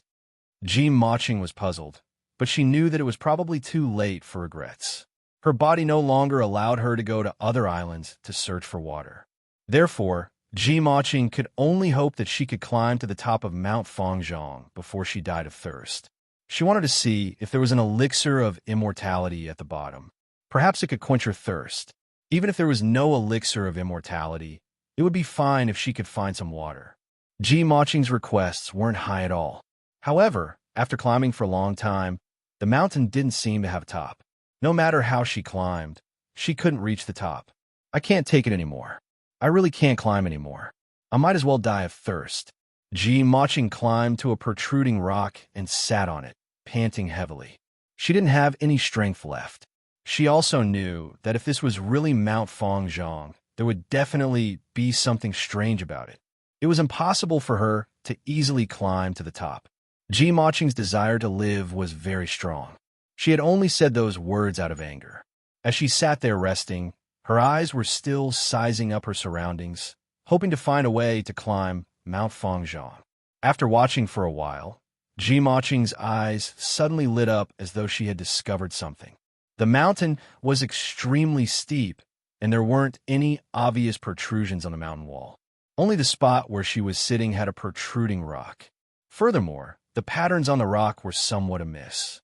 Ji Maching observed carefully and realized that the protruding rock was no different from the rocks on the mountain wall beside it. She could even confirm that they were of the same texture. Although the stone was the same, Ji Maching realized that the patterns on the stone didn't match the patterns on the rocks beside it. With such a steep mountain wall, if the rock had fractured, it should have quickly fallen. This protruding rock didn't fall, but its patterns don't match the patterns of the nearby rocks. There must be something wrong with this. The more Ji Maching thought about it, the more she felt that she was right. She seemed to have some strength in her body as she summoned a companion short sword. Then, she grabbed the short sword and used the tip of the sword to dig at the spot where the protruding rock connected to the mountain wall. The rocks were slowly dug away by her. The rocks didn't seem to be as hard as she imagined, so they were easily dug away by her short sword. Strange. Even if this isn't Mount Fangzhong, it should be a dimensional zone. Logically speaking, it shouldn't be that easy to dig out. After all, this is only a mortal companion beast sword. Ji Maching thought to herself, but the short sword in her hand didn't stop. She continued digging. She was just too tired and didn't have much strength left. To be able to last until now was already a strong desire to live. Clang! Suddenly, when Ji Maching dug down with her sword again, the short sword seemed to touch something and snapped with a crack. On careful look, there was something that looked like a blade in the excavated rock. Her short sword had been cut off by that blade. I suffered a huge loss. Ji Maching was somewhat depressed. Although her companion beast short sword was only at the mortal stage, a mortal companion beast was sometimes more expensive than an epic companion beast. This companion beast had been bought by her family at a high price, but now it had snapped just like that. Ji Maching touched the blade in the rock and found it extremely cold. It was as though it was made of cold iron, but only a portion of the blade was revealed. Ji Maching extended her fingers and carefully pinched the sides of the blade before shaking it. To her surprise, the blade immediately moved. She carefully shook it as she pulled it out. After a while, she finally pulled out the blade. Ji Maching immediately realized that it was a saber with a straight blade. The blade's body was like a cold pool. It looked like it was made of essence gold.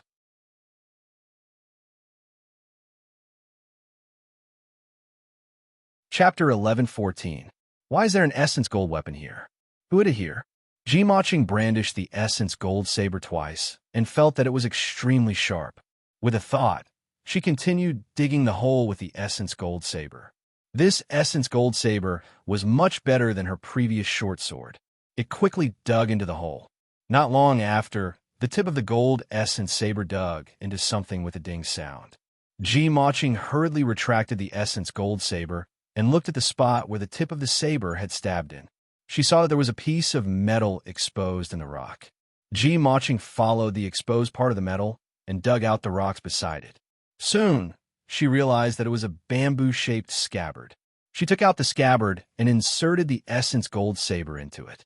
It fit seamlessly. Clearly, it was a set. This essence gold saber's forging standards are extremely high. Even the top essence gold weapons might not be better than this saber. And this saber looks like it has definitely been used for many years. Jimoching held the bamboo blade and carefully sized it up. However, she didn't know that the moment the bamboo blade returned to the scabbard, something light that was hidden in the scabbard had already been severed. And on the top of Mount Fangzhong, a strange change had happened. Trapped in that strange place, Zhou silently counted the time every day. Zhou originally believed that Wang Mingyuan definitely wanted to use the method of faking his death to deceive the monarchs of the dimension. After the matter was over, he would be released. However, no matter how Zhou waited, Wang Mingyuan never came to save him. If it were any ordinary person, they would probably go crazy after being trapped in this lonely place. After all, it was just too lonely here. However, Zhou endured it. He tried various methods to escape while constantly studying and engraving other essence energy arts. Days passed. Zhou went from being able to slowly draw one life soul to being able to draw 2 life souls at the same time. In the end, he could even draw several life souls at the same time. However, such success wasn't a coincidence. According to Zhou's calculations, he had been trapped here for nearly 10 years, but Wang Mingyuan hadn't come to save him. Teacher couldn't have met with some trouble, right? Or could it be that the dimensional monarch discovered that he killed Di Tian, so he captured him? Zhou thought. As time continued, Zhou continued meditating every day. His understanding of the other 8 essence energy arts had already reached the perfection realm. With a thought, he could carve a life soul on the wheel of destiny. He could even carve several life souls at the same time. However, according to Zhou's calculations, he had already stayed here for more than 20 years. At this time, he no longer held any hope that Wang Mingyuan would come back to save him. He could only rely on himself to get out of his current predicament. As for Zhou, all he could do was work on his primordial energy art, hoping that he could successfully escape one day. Time passed in a flash. According to Zhou's calculations, he had probably been here for more than 100 years. Yet, he still hadn't escaped. Just like before, Zhou continued cultivating when he suddenly heard a click as though some lock had been unlocked. Zhou was pleasantly surprised to discover that his body was gradually able to move. He could clearly sense the existence of his body that he couldn't sense previously. He controlled his body to struggle with all his might before his body touched something. Then a ray of light shone in from the gap, shining on his face. Finally, Zhou was so excited that he couldn't speak.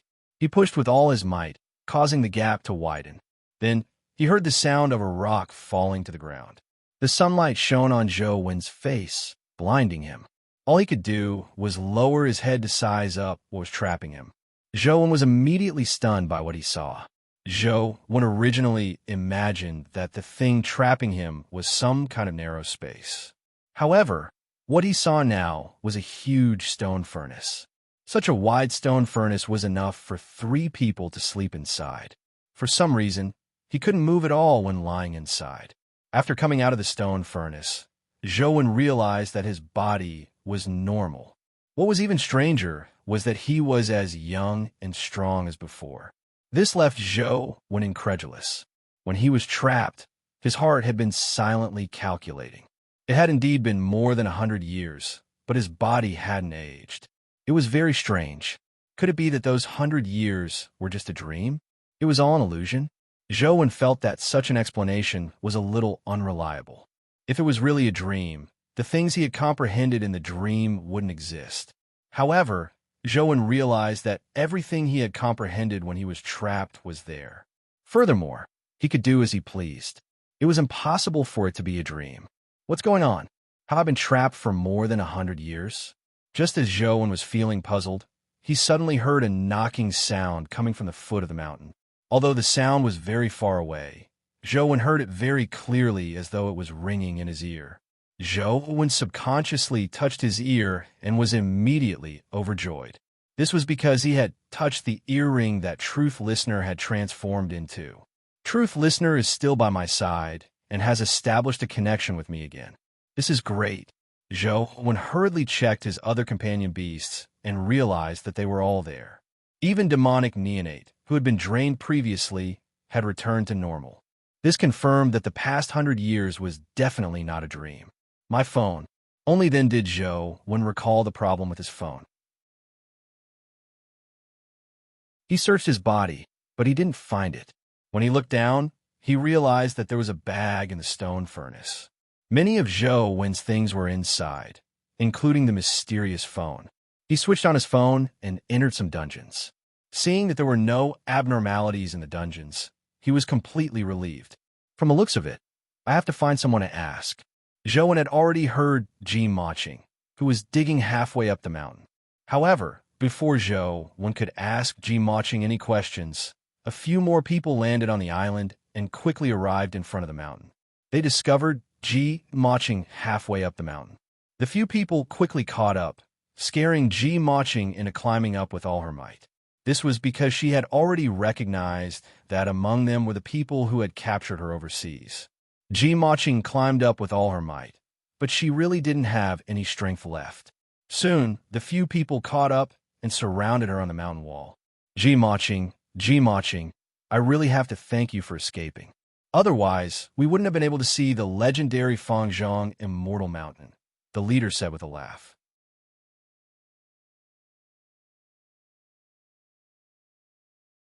Chapter 11:15. Zhou packed his things and placed the immortal culling sword back into the chaos bead. He checked and realized that all the important things were there. He hadn't lost anything. Even the morning rod was there. The only thing missing was the bamboo blade, which was now in Ji Maching's hand. Ji Maching was climbing up the mountain with all her might as the people below chased after her. Ji Maching looked like she was only at the mortal stage, so her speed was far inferior to theirs. Soon, she was about to be caught up. One of them released an eagle-type companion beast to grab Ji Maching from the sky.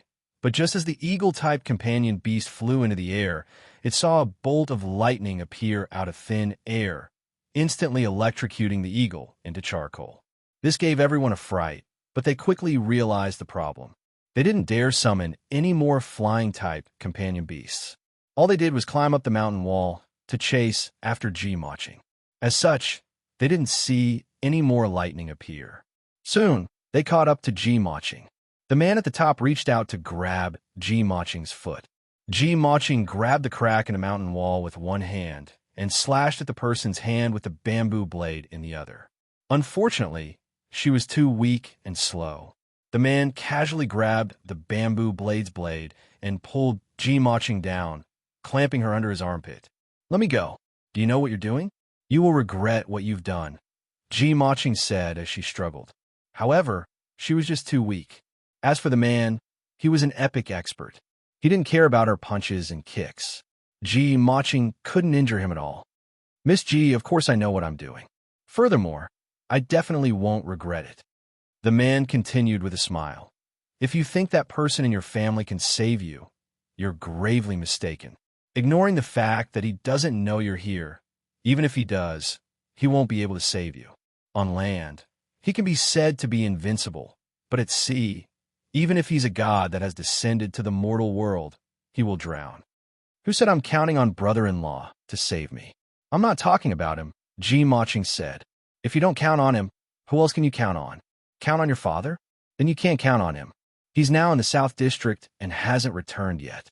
He might not even know that you've gone missing, the man said again. Who said I need to rely on my father? Ji Maching curled her lips. Oh, who else can you rely on? The man asked with a smile. He naturally knew very well that Ji Maching couldn't be relied on anymore. The sea wasn't the Federation's domain. Even if the 6 families came, they wouldn't dare act arrogantly at sea. I'll rely on it, Ji Maching said as she pointed at the bamboo blade in the man's hand. Rely on it? Are you saying that this knife will kill me? Or do you want me to return it to you and then stretch out my neck to let you kill me? The man's words caused several people to burst into laughter. However, Ji Maching didn't laugh. She said seriously, Don't you find it strange? Why do I have this knife? What's so strange about that? That's not right. This is an essence gold saber, not a companion beast weapon. You didn't bring a weapon with you previously. There's nowhere to find a weapon in the vast sea. Could it be that this saber is from Mount Fangzhong? The man immediately thought of something amiss as he looked at the bamboo blade in his hand with a strange glint. Wu Zhonglia, you're a reputable figure in the Overseas Alliance after all. What martial demon? From the looks of it, you were just blowing your own trumpet. I never expected you to be so stupid. I think you shouldn't be called Martial Demon. You might as well be called Martial Days or Martial Fool. Ji Maching said. Wu Zhonglia said coldly, Don't think that we won't dare do anything to you just because we want to use you to threaten your brother-in-law. Believe it or not, I'll chop off one of your hands if you continue spouting nonsense. After all, losing a hand doesn't affect anything. However, Ji Maching wasn't afraid at all. She even said plausibly, Isn't that right? When have you ever seen an essence gold weapon in a dimensional zone? Or do you think a place like Mount Fangzhong will have dimensional creatures forge an essence gold saber? You're right. Wu Zhonglia frowned slightly when he heard that. He looked at Ji Maching and said, Where did you get this essence gold saber? Someone naturally gave it to me, Ji Maching said. Who? Wu Zhonglia and company sized up their surroundings. Ji Maching was right. Since there was an essence gold saber here, it meant that someone had come here. I'm afraid I'll scare you if I tell you. It's best you return the saber to me obediently. Then, respectfully kowtow to me a few times and beg for my forgiveness. When the owner of the saber comes, I can put in a good word for you so that he can spare your lives, Ji Maching said seriously. It's not that I, Wu Zhonglia, am bragging, but there's no one in this world who deserves me, Wu Zhonglia, to kneel and beg for mercy. Furthermore, even if there's really someone here, they will be from my Overseas Alliance. Why would they save you? Wu Zhonglia scoffed. What if this person isn't from the Overseas Alliance? Ji Maching asked. If it wasn't for the fact that those fellows from the Federation dared to come to the sea, I'll let them know the elegance of experts at sea, Wu Zhonglia said. You mean you want to compete with Lord Human Emperor?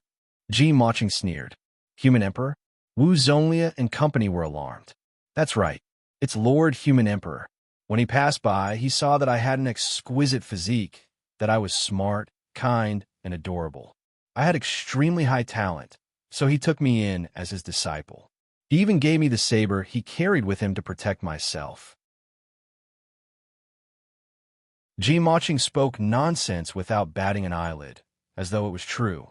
Do you think I'll believe you? If it's really as you said, why wouldn't Human Emperor come to save you? Why would he make you spend so much effort to fabricate so many lies? Wu Zhonglia said disdainfully. The last time Ji Maching was able to escape was because she was too eloquent. She had actually deceived them, giving her an opportunity to take advantage of. This time, Wu Zhonglia naturally wouldn't believe her no matter what. Furthermore, ever since the ranking battle 5 years ago, Human Emperor hadn't appeared again. In this vast sea, the chances of Ji Maching encountering Human Emperor were even smaller than winning the lottery. How could there be such a coincidence? There's something you don't know. Although my master is a hero, he's old after all. There are some things he can't do, Ji Maching said with a blink. Wu Zhonglia and company's expressions turned odd. Wu Zhonglia sneered and said, Did Human Emperor tell you this? Of course not. Men want face. How can he tell me this? However, I heard from Master that there's something wrong with his relationship with Master's wife. That's why he came here to search for the elixir of immortality. That's just my guess, Ji Maching said.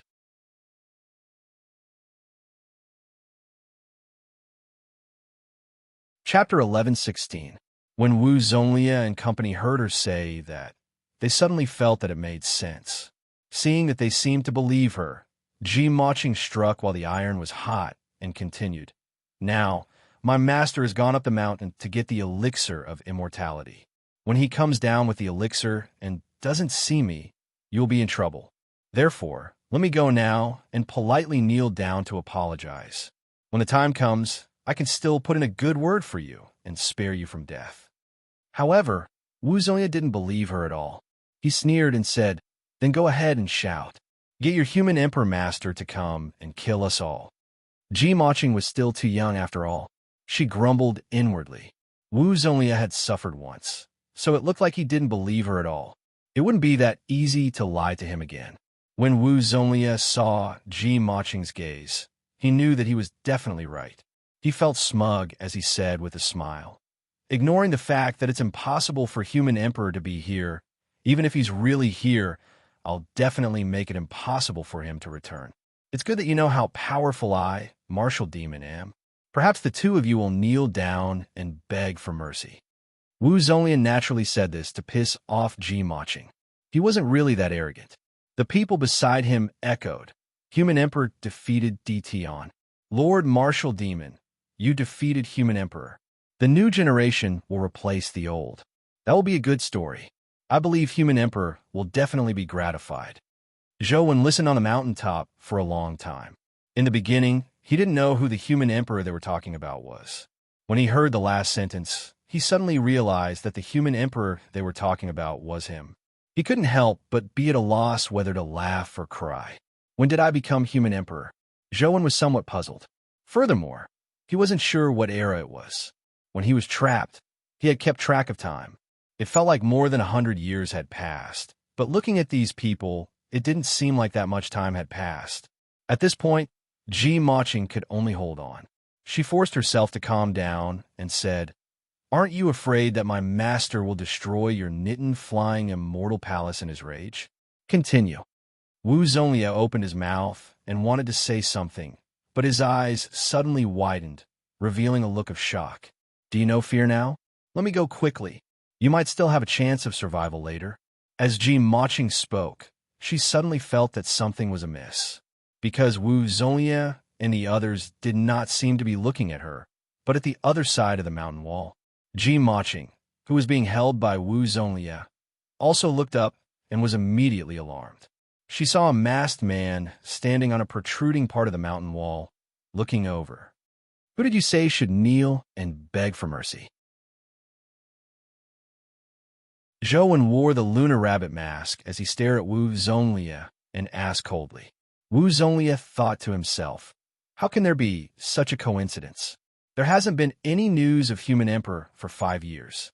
To think that I would encounter Human Emperor taking in a disciple while capturing Ji Maching? It must be fake." In fact, even Ji Maching didn't believe that Zhou was human sovereign. She also knew that it was impossible for such a coincidence to happen. With a thought, Ji Maching deliberately shouted, "Master Human Emperor, quickly save me. These bad people are bullying me."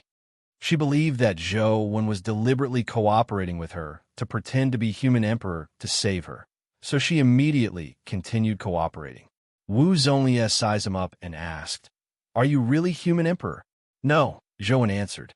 Upon hearing that, Wu Zonglia secretly heaved a sigh of relief. Although he felt that Zhou was definitely not Human Emperor, he couldn't help but feel a little apprehensive. After all, this was indeed a coincidence. Ji Maching said that Human Emperor was here, and Zhou had appeared here. Furthermore, the mask on his face looked very much like the one Human Emperor wore in the video. "Then are you going to stand up for her?" Wu Zonglia asked again. "No." Zhou shook his head again. Wu Zonglia and company couldn't help but be taken aback. Ji Maching also wore a look of shock. She originally imagined that Zhou had come out to save her, but these two sentences immediately left her dumbfounded. "Then why are you here?" Wu Zonglia asked with a frown. "That saber is mine." Zhou pointed at the bamboo blade in Wu Zonglia's hand. An idea came to Ji Maching as she immediately shouted excitedly, "Master, I really didn't lose your saber on purpose. They snatched it away.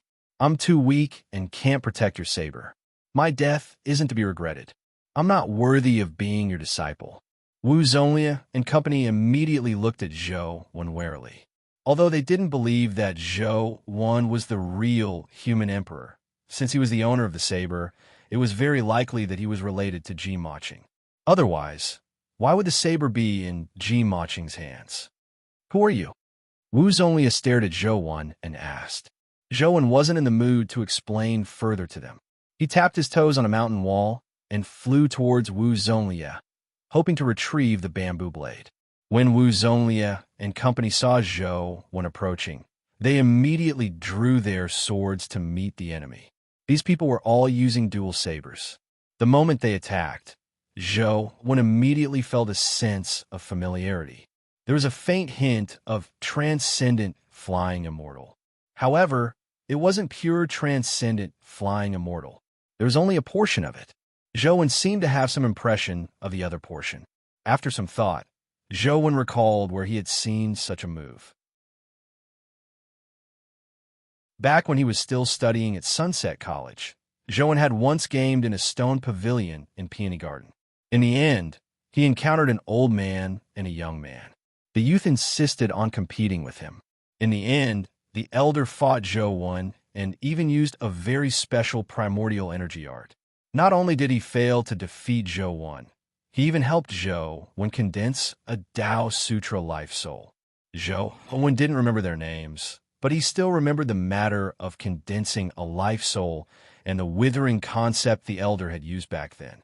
Back then, the elder and the youth had seen him use transcendent flying immortal, but Zhou's transcendent flying immortal wasn't as mature as it was now. It's no wonder I feel that the sliver of transcendent flying immortal in their saber techniques isn't perfect enough. So that's how it is. It's probably because the elder and the youth fused it into their saber techniques after seeing that move. Zhou had roughly figured out the cause and effect. However, his figure didn't stop.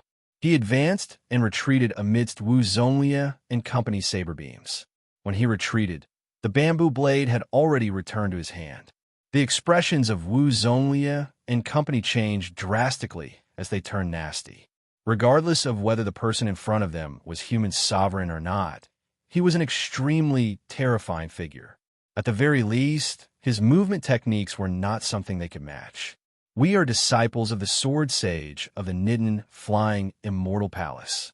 May I ask who you are? Why are you making us your enemy? Wu Zonglia introduced himself.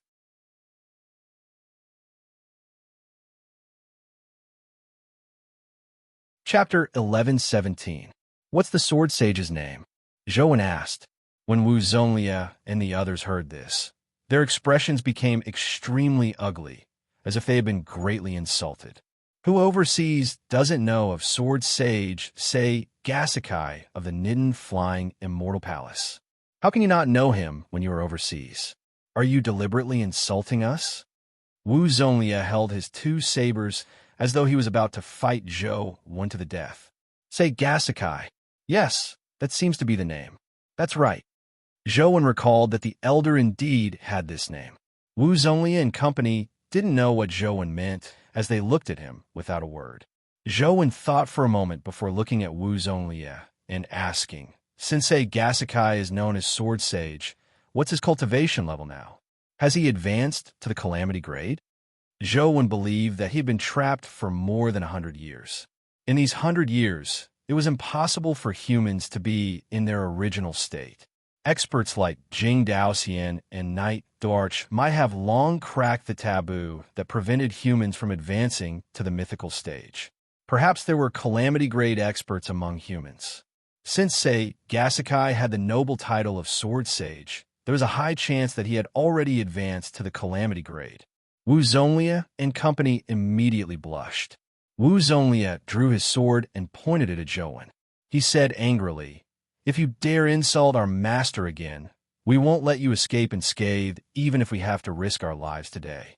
When did I insult, say, Gasakai? Zhou frowned.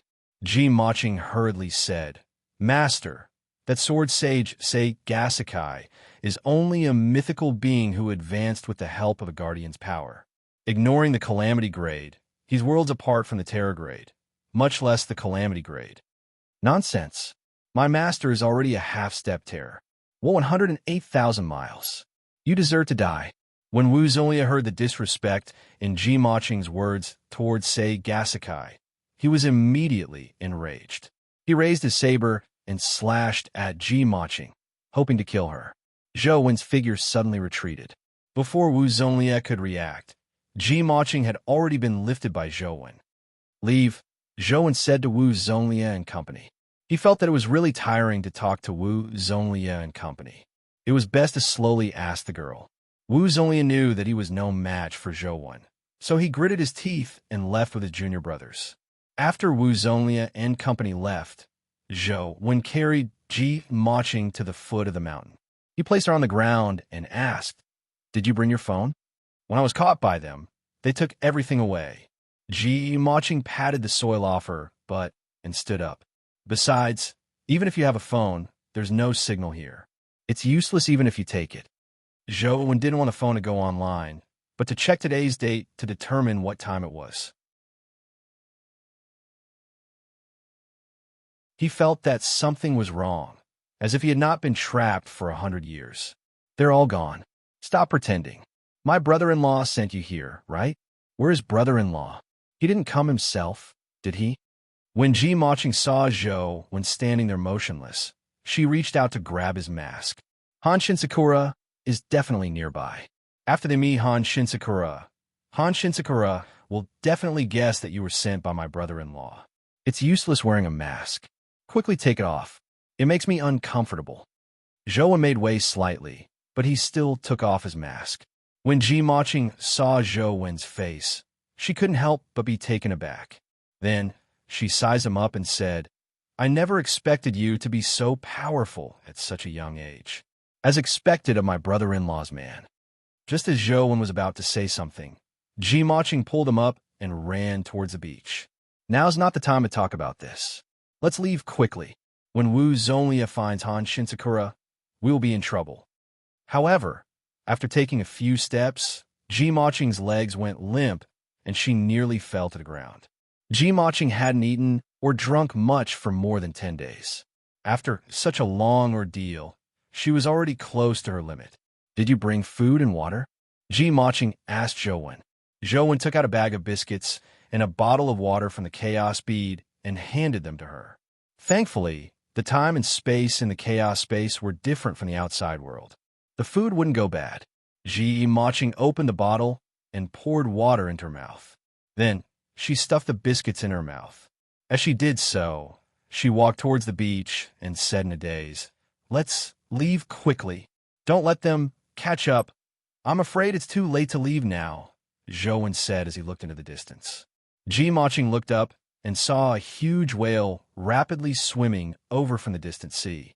Wu Zonlia and company were standing on the whale's back, but the person in the lead wasn't Wu Zonlia, but a young man in a white kendo robe.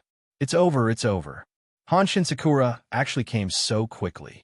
I won't be able to escape. Leave quickly. Go back and tell my brother-in-law not to worry about me. I have a way to escape. Tell him not to go to the Nittinin Flying Immortal Palace." Ji Maching pushed Zhou Wen and gestured for him to leave quickly. On the whale's back, they also saw Zhou Wen. Wu Zonlia pointed at Zhou Wen and said, "Senior brother Sakura, that punk disguised himself as human emperor and snatched Ji Maching away. It's useless even if he takes off his mask. He hasn't changed his clothes. There's no way he's mistaken." Han Shinsakura's gaze landed on Zhou Wen. When he saw Zhou Wen's face clearly, his body involuntarily trembled as his gaze turned odd. "Senior brother Sakura, that punk even insulted Master. You have to tear him to pieces. You can't let him die too easily," Wu Zonlia and company shouted. Han Shinsakura didn't say a word as he stared intently at Zhou Wen. His emotions were conflicted and complicated. Back then, he was still a youth who believed himself to be a genius. He always believed that his talent was top-notch and that no one his age could compare to him. However, that year, he met Zhou.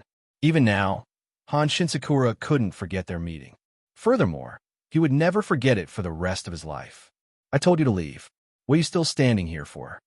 Ji Maching couldn't help but panic when she saw Zhou standing there motionless. However, Ji Maching soon realized that it was too late. Han Shinsakura had already led Wu Zonlia and company to the island. Ji Maching knew how powerful Han Shinsakura was. Although they were disciples of sword sage, say, Gasikai in name, Wu Zonlia and company were only in-name disciples of the Nitin Flying Immortal Palace. As for Han Shinsakura, he was, say, Gasikai's personal disciple. Furthermore, he was the one with the highest achievements.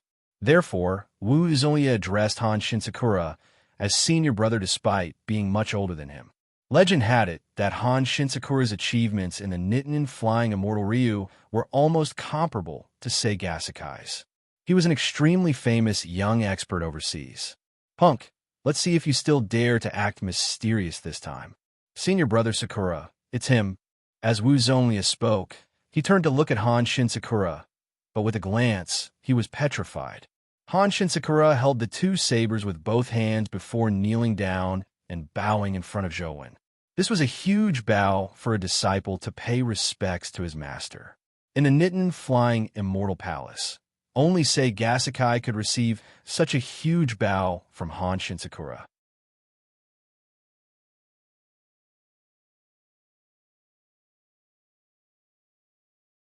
Chapter 11:18.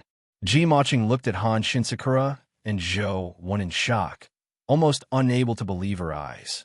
Wu Zonlia and company were dumbfounded, completely petrified on the spot. After Han Shinsakura bowed, he stood up with his sword in hand and said, "My master has repeatedly reminded me that if I can see you again, I have to bow as a disciple. I have to bow as a disciple. It's rare that you still remember me." Zhou nodded slightly. When Ji Maching heard their conversation, she felt as though she had been struck by lightning. She immediately understood everything and couldn't help but retreat. She had already realized that Zhou wasn't someone sent by her brother-in-law. It was even very likely that he was a famous overseas devil. Otherwise, why would a person like Han Shinsakura bow so respectfully to him? He even said that the sword sage had instructed him to bow as a disciple. A person that even sword sage, say Gasikai, thought highly of was definitely not as simple as he looked. Under that young appearance, it was very likely that he was an old monster who was eternally young. After figuring everything out, Ji Maching retreated, hoping to escape immediately. Zhou didn't chase after her. Zhou didn't say a word, and Han Shinsakura didn't get anyone to chase after her. Ji Maching summoned the turtle companion beast and quickly left the island.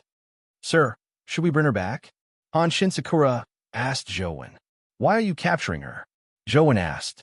Han Shinsakura recounted the entire story. It involved a lot of information that Zhou was eager to know. Furthermore, many things were very different from what Zhou had imagined. It had only been about 5 years since his battle with Tion. It was far from the 100+ years that Zhou had counted. However, Zhou was certain that he had been trapped for more than 100 years. After all, it wasn't easy to endure such a long period of imprisonment. If it wasn't for Zhou's firm conviction, an ordinary person would probably suffer from mental problems even if they didn't starve to death. Although Zhou's mind wasn't problematic, he had spent a lot of time practicing various essence energy arts over the past 100 years. The results he obtained wouldn't lie. They were real benefits that he had obtained. Furthermore, they were the results of the accumulation of time. It couldn't be faked, since it was true that Zhou had been imprisoned for 100 years, and it was also true that only 5 years had passed in reality. There was only one possibility. Wang Mingyuan had used some power to change time to achieve such an effect. Furthermore, Zhou hadn't starved to death in the past 5 years. This was problematic in itself. Although exchanging 5 years for 100 years' worth of achievements seemed like a great deal, the loneliness of being imprisoned for 100 years was almost maddening. Even if Zhou could focus on studying the primordial energy art and try his best not to think too much, he still nearly had a mental breakdown several times. Zhou didn't know if he should thank Wang Mingyuan or beat him up to vent his anger. In the past 5 years, Earth had undergone a huge change. It was different from what Zhou had imagined. The Guardians had failed to occupy Earth, much less become its master. Of course, the current master of Earth was not human.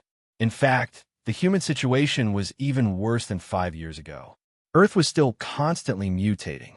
As more and more dimensional zones broke through, the space humans could survive and became smaller and smaller. Now, the living environment of humans was the exact opposite of before. In the past, as long as humans didn't enter dimensional zones, they wouldn't be in danger. There were only a few dimensional creatures that broke through. However, it was completely different now. If humans didn't enter dimensional zones, the chances of them surviving would be much lower. Earth was filled with dimensional creatures that had broken through. There was no lack of mythical or even terregrade existences. Even calamity-grade dimensional creatures would occasionally appear. Humans could only enter dimensional zones and use the dimensional zone's exclusivity to resist dimensional creatures that broke out of other dimensional zones. Only then could they struggle at death's door.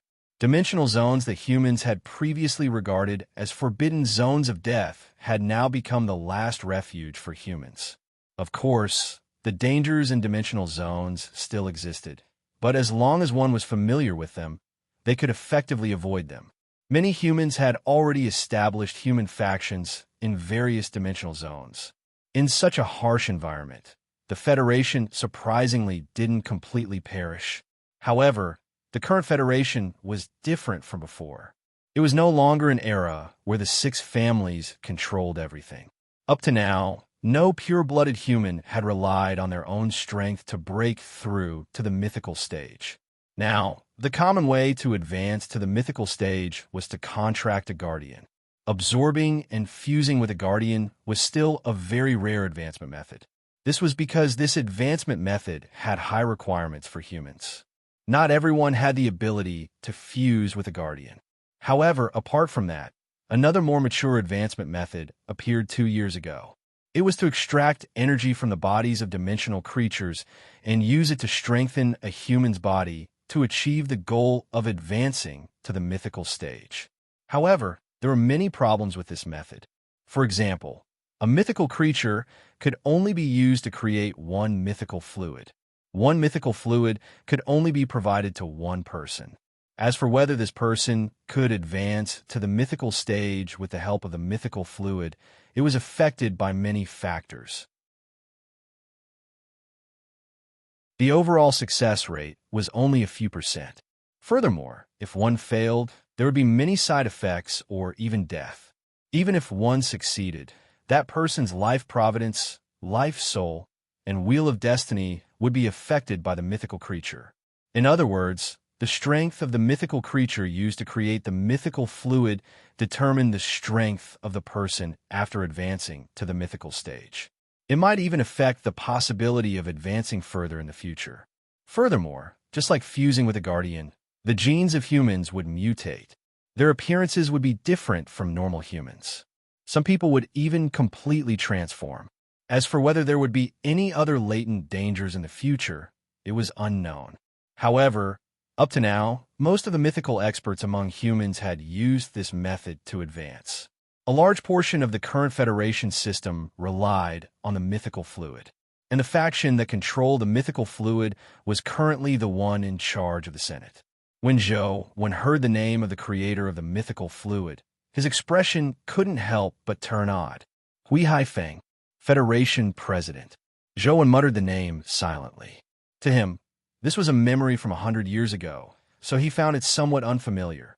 Furthermore, the combination of the two words deepened Zhou's sense of unfamiliarity. Heavens, what happened in the past 5 years? Zhou snapped to his senses and groaned inwardly. That wasn't the only thing that surprised Zhou. The changes in the past 5 years were too great. Zhou wished he could immediately return to land and see how his family and friends were doing. However, from what I said, the Yin family is still entrenched in Luoyang. Not only have they not declined, but they have become even stronger. The Yin family managed many dimensional zones in Luoyang and took in many refugees who had fled to Luoyang. Now, they were considered one of the few major factions in the East District. Even the people in the Senate were somewhat afraid of the Yin family.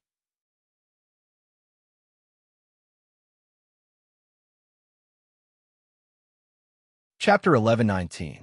Zhou got Han Shinsakura to send someone to capture Ji Maching before following Han Shinsakura to the Nitin flying immortal palace. It wasn't that Zhou didn't want to return to Luoyang immediately, but that what was about to happen overseas had piqued his interest. The reason Han Shinsakura wanted to capture Ji Maching was because he wanted the help of someone in Ji Maching's family.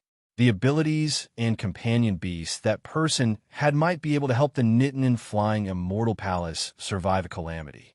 Now that Earth had mutated too much, there were terrifying dimensional creatures everywhere. Occasionally, one could encounter terregrade existences. Many people didn't even know how they died. The only refuge for humans was the dimensional zones occupied by humans.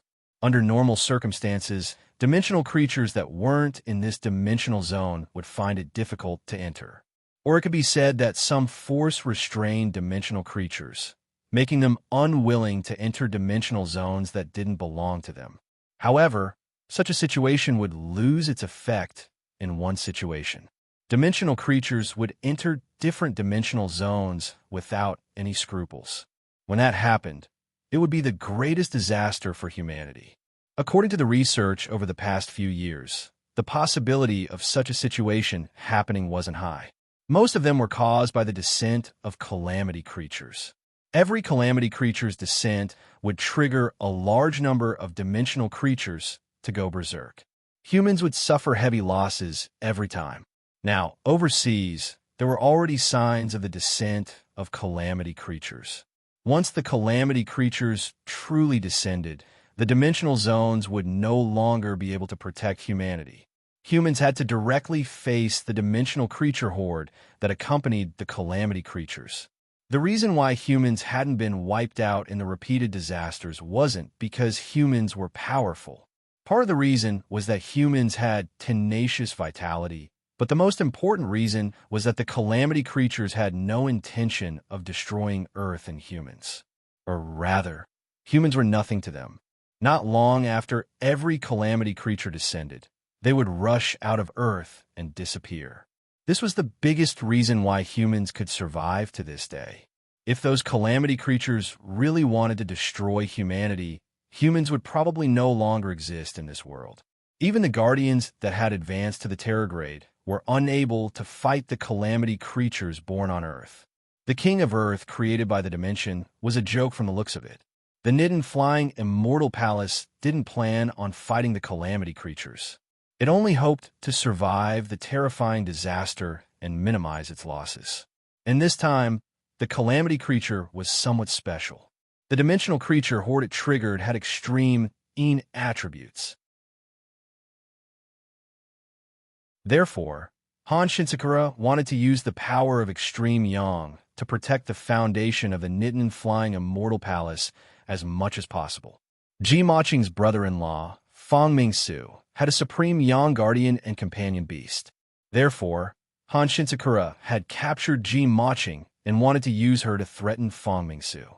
This matter was secretly done by Han Shinsakura himself. Say Gasikai didn't know about it. Although Han Shinsakura wasn't willing to do such a thing. In order to protect the foundation of the Nitin flying immortal palace, Han Shinsakura was already prepared to lose his reputation. He might even be expelled by, say, Gasikai, Knight of 100 Ghosts. When Zhou heard Han Shinsakura and company's description of the calamity creature's descent, he couldn't help but think of a myth. That's right, it's the Knight of 100 Ghosts. Han Shinsakura nodded slightly. In fact, this was the term they used to call this disaster. When Wu Zhonglia and company saw how respectful Han Shinsakura was to Zhou along the way, they muttered inwardly, unsure of Zhou's origins. They had similar thoughts as Ji Maching. They felt that Zhou definitely wasn't as young as he looked. He was definitely an old monster who could retain his youth. He just looked young. Under their lead, Zhou arrived at the dimensional zone where the Nittany flying immortal palace was.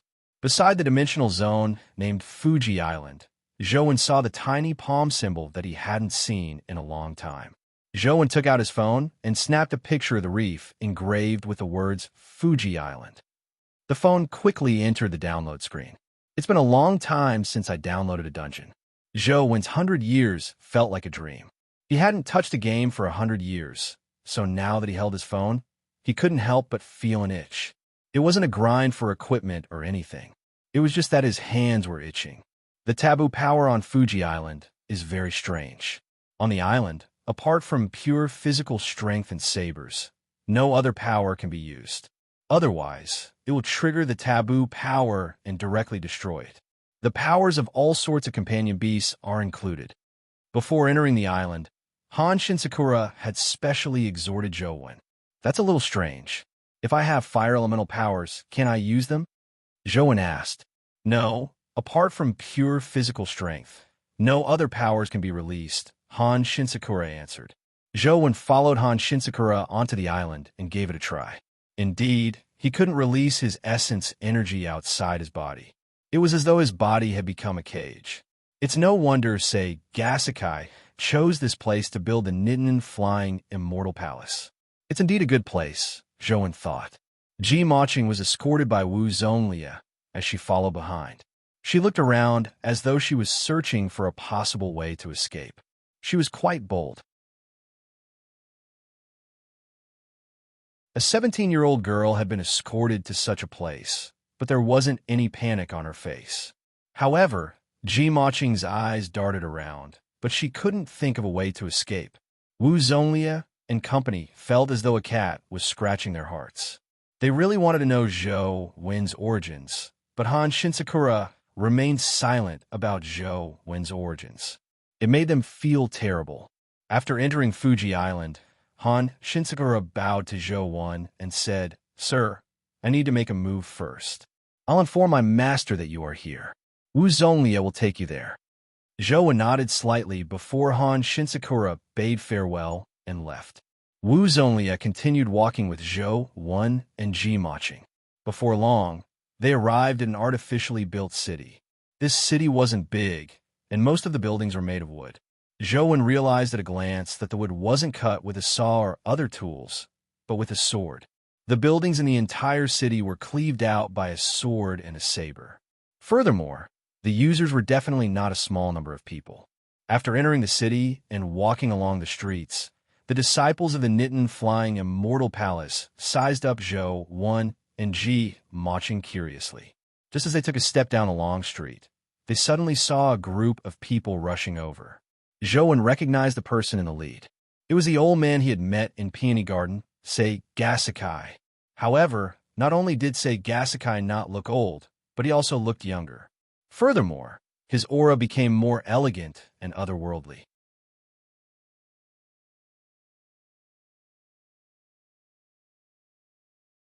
Chapter 1120. Wu Zhonglia and company were even more alarmed. With, say, Gasikai's current status overseas, even if those famous devils came, they would have to treat, say, Gasikai politely. There was no reason for him to let, say, Gasikai come out to welcome them. Now, not only had, say, Gasikai come out to welcome them, but he had even come half a street away. From the looks of it, if Zhou Wen hadn't entered Fuji Island, he would probably have gone out to welcome them.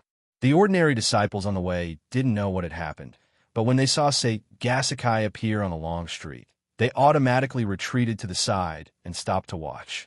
Soon, say Gasikai arrived near Zhou Wen. Say Gasikai originally wanted to walk in front of Zhou Wen, but he seemed to think of something and stopped a few steps away from Zhou Wen. All disciples of the Nittany flying immortal Ryu, listen up, say Gasikai said solemnly as his voice spread throughout the entire Nittany flying immortal palace. The disciples in the palace looked at, say, Gasikai and respectfully waited for his orders. Homecoming, say Gasikai said. Everyone was taken aback, but they quickly reacted. They knelt on the ground and unsheathed the sabers at their waists. They carefully placed the sabers and scabbard on the ground in front of them. Homecoming was a ritual of the Nittany flying immortal Ryu. Typically, when juniors sought guidance from seniors, they would respectfully place the sabers in front of the other party as a form of seeking guidance. However, Sei Gasikai had no idea what he meant by asking them to homecoming. However, Sei Gasikai was the creator of the Nidan flying immortal Ryu. He was like a god in the hearts of his disciples, so naturally, no one dared to question his orders. Although they didn't understand, they did as he said. On the long street, only Zhou Wen, Ji Maching, and Sei Gasikai were still standing. Sei Gasikai pulled out his two sabers from his waist and held them with both hands. He offered them to Zhou Wen. "Sir, Sei Gasikai doesn't dare wear a sword in front of you. Please accept it." The moment he said that, many disciples were shocked speechless. Sei Gasikai was publicly recognized as the #1 swordsman overseas. Although he was not the strongest overseas in terms of level and strength, he was the true #1 in terms of the realm of swordsmanship. Many famous experts overseas, such as powerful existences like Yasuji now, had once consulted Sei Gasikai about sword Dao and benefited greatly. Sei Gasikai was no longer just a person, but a symbol of a spirit. To be recognized as a sword sage overseas, one could imagine his position in the hearts of many overseas experts.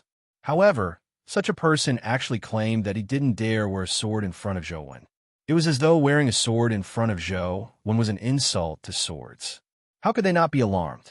Wu Zhonglia was dumbfounded. He originally imagined that Zhou Wen and Sei Gasikai were old acquaintances or were related by blood. That was why Sei Gasikai had made a disciple like Han Shinsakura treat him as an elder. But from the looks of it, that wasn't the case at all. Sei Gasikai's actions were truly surprising. This fellow must be a super devil. Could he be Jing Daoxian? Ji Maching was alarmed. Apart from Jing Daoxian, she really couldn't think of anyone else who was worthy of Sei Gasikai's treatment. "I haven't used a weapon in a long time. Put it away," Zhou Wen said indifferently. Sei Gasikai bowed slightly before putting away the two sabers. However, he didn't wear them again. Instead, he threw the two sabers on the ground and said to the disciples, "If not for Mr. Zhou, there wouldn't be the present Nidan flying immortal Ryu.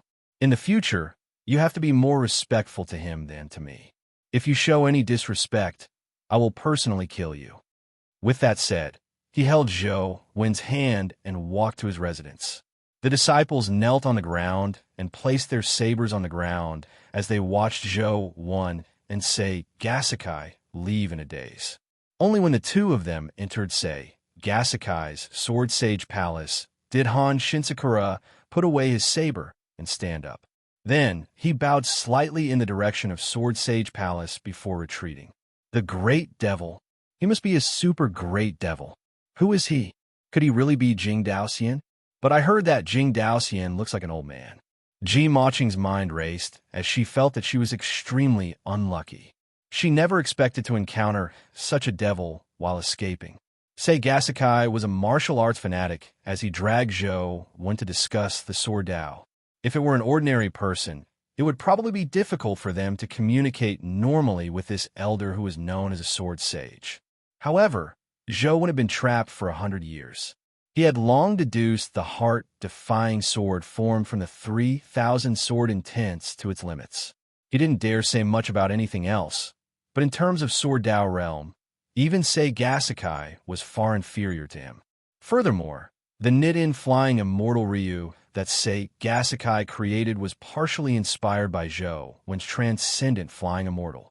Some of the details that Zhou Wen mentioned often made Sei Gasikai feel enlightened. Zhou Wen didn't know if he should be happy or sad. His transcendent flying immortal had actually shone brilliantly overseas. This was something he had never imagined before. However, from the looks of it, the conflict between the Federation and overseas was actually nothing. There were too many existential crises facing humanity, so they couldn't care less about internal strife. Sei Gasikai also shared some of his insights and sword Dao experiences and asked for Zhou Wen's guidance. After Zhou Wen heard that, he couldn't help but admire Sei Gasikai. He was indeed a genius in the sword Tao. Many of the insights that say Gasikai had mentioned were things that Zhou Wen had only figured out after being trapped for decades.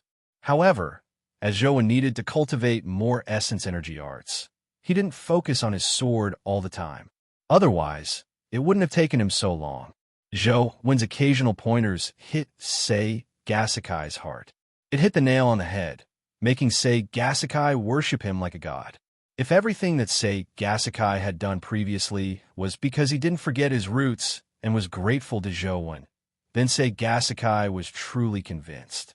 He almost considered himself his disciple. Their discussion was interrupted when a train's whistle sounded. Just as Zhou Wen was wondering why there was a train here, a disciple came in a panic to report that a dimensional creature that looked like a train was rushing towards Fuji Island. Zhou Wen was somewhat curious as he followed Sei Gasikai out to take a look. Soon, Zhou Wen, who was outside, saw a train. The shape of the train looked like an ancient steam train.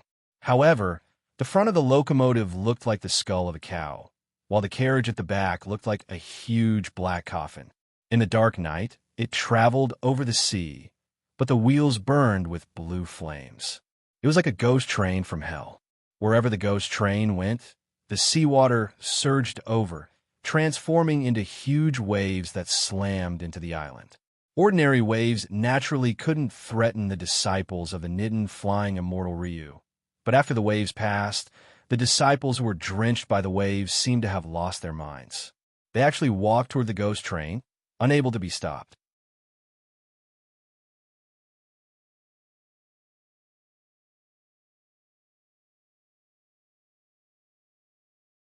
Chapter 1121. Hum. With a sword hum tearing through the night sky, Han Shinsakura tore through the air with two sabers in hand and slashed at the strange train. Han Shinsakura held a long saber in front and a short saber in the back. Both sabers had pink flames flowing around them. As for his body, it looked very strange. It was very different from a normal human. He was wearing armor, but it wasn't a guardian armor. Instead, it was an ordinary companion beast armor. However, at that moment, the companion beast armor was dyed pink by the pink flames flowing out of his body. Furthermore, as the pink flames constantly seeped out, they transformed into pink snowflakes that scattered. The light seemed to be emitted from his flesh and blood, not his essence energy. In the flames, Zhou Wen also sensed a strong dimensional creature aura. Could this be the mythical liquid he mentioned? Zhou Wen thought. With intense pink flames, Han Shinsakura slashed at the train like a flying immortal. The saber in his hand was about to slash at the train. Whoosh! The train's whistle suddenly sounded as a large amount of smoke spewed out from the chimney. Han Shinsakura's saber beam collided with the smoke, and immediately, his entire body was enveloped by the smoke. The pink flames immediately dimmed. Oh no! Due to the influence of the ghost parade, the taboo power of Fuji Island is weakening. Sei Gasikai's expression changed slightly. He took a step forward and raised his saber above his head. His other hand followed and grabbed the hilt before swinging down with both hands. The invisible saber beam slashed at the locomotive, and the ox demon skull-like locomotive spewed out a large amount of smoke. After coming into contact with Sei Gasikai's invisible saber beam, Sei Gasikai's invisible saber beam immediately vanished like a stone sinking into the sea. However, Sei Gasikai had already teleported to the left side of the train. He slashed repeatedly with the saber in his hand. With every slash, his figure would change to another position. His figure would appear and disappear like a ghost. The continuous saber beams formed an invisible saber net. With the size of the train, it seemed impossible to dodge such a saber beam attack. The smoke it spewed out was only at the locomotive's position. The coffin-like carriage behind wasn't enveloped by the smoke. Sei Gasikai's target was those carriages. As expected, the train was unable to dodge Sei Gasikai's saber chi net. Saber chi slashed at its carriage. The disciples in the distance were overjoyed. They thought that Sei Gasikai had succeeded and the train monster would be slashed apart. However, in the next second, They were horrified to discover that when Sate Gasakai's god-level saber beam that erupted from the Guardian armor struck the train carriage, it was like water entering a sponge. It was instantly absorbed, but it failed to leave any marks on the carriage. Joan frowned slightly because he could already tell that the train monster was probably a Terragray existence. With a thought, a clown pattern appeared on his life chart. The clown pattern was ghostly and demonic. It seemed to be an unreal existence in the void, but it also seemed so real that the red on the clown's face looked like fresh blood. On the other side of a life wheel, a sword pill appeared, causing Zhou sword intent to flourish. In the next second, Zhou figure appeared in front of the locomotive. The bamboo blade in his hand slashed through the thick smoke with a terrifying sword beam.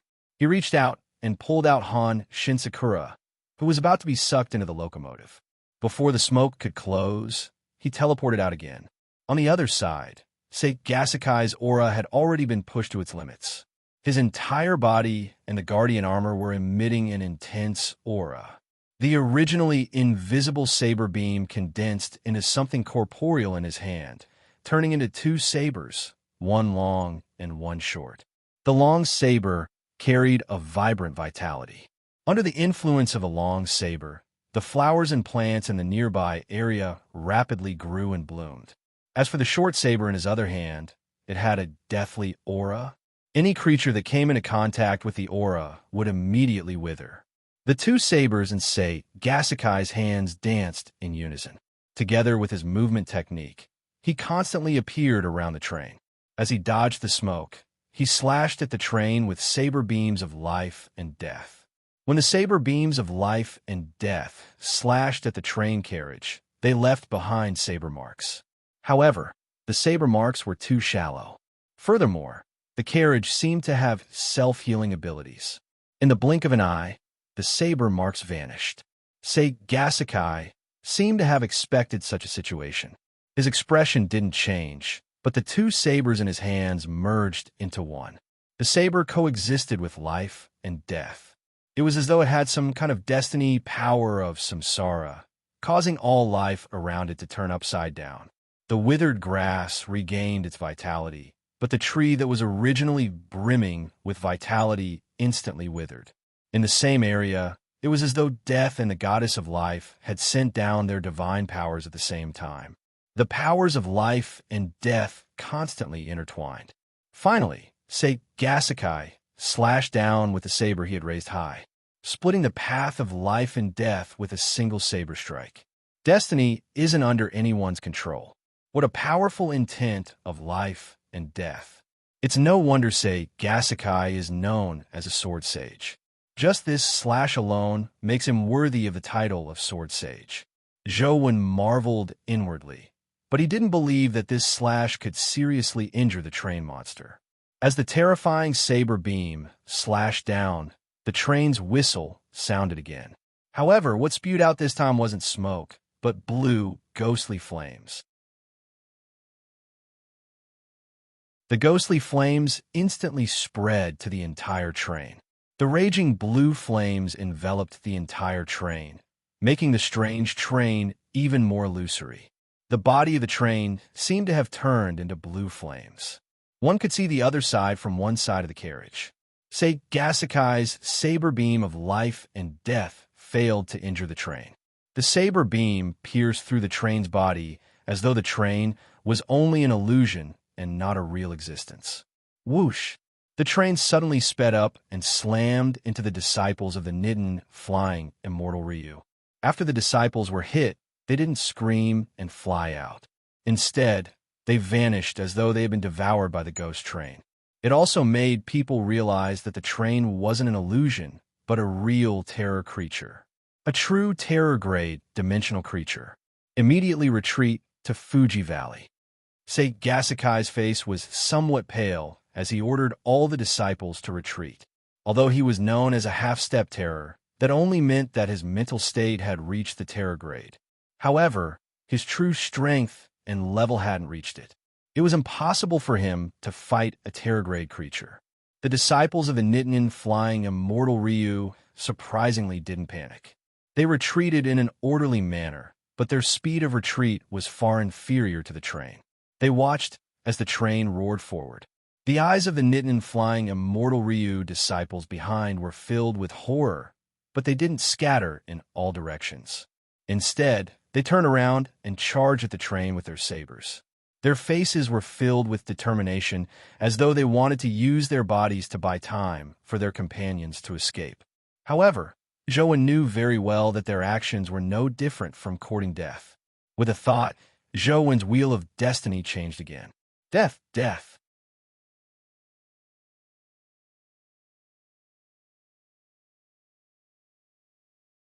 Chapter 11:22. On the wheel of destiny, a third pattern appeared. It was an existence that resembled a god or a fiend. It sat cross-legged with its eyes closed, like an old monk in meditation or a sleeping fiend celestial. When the pattern completely appeared, a huge Hell King projection appeared in front of Zhou.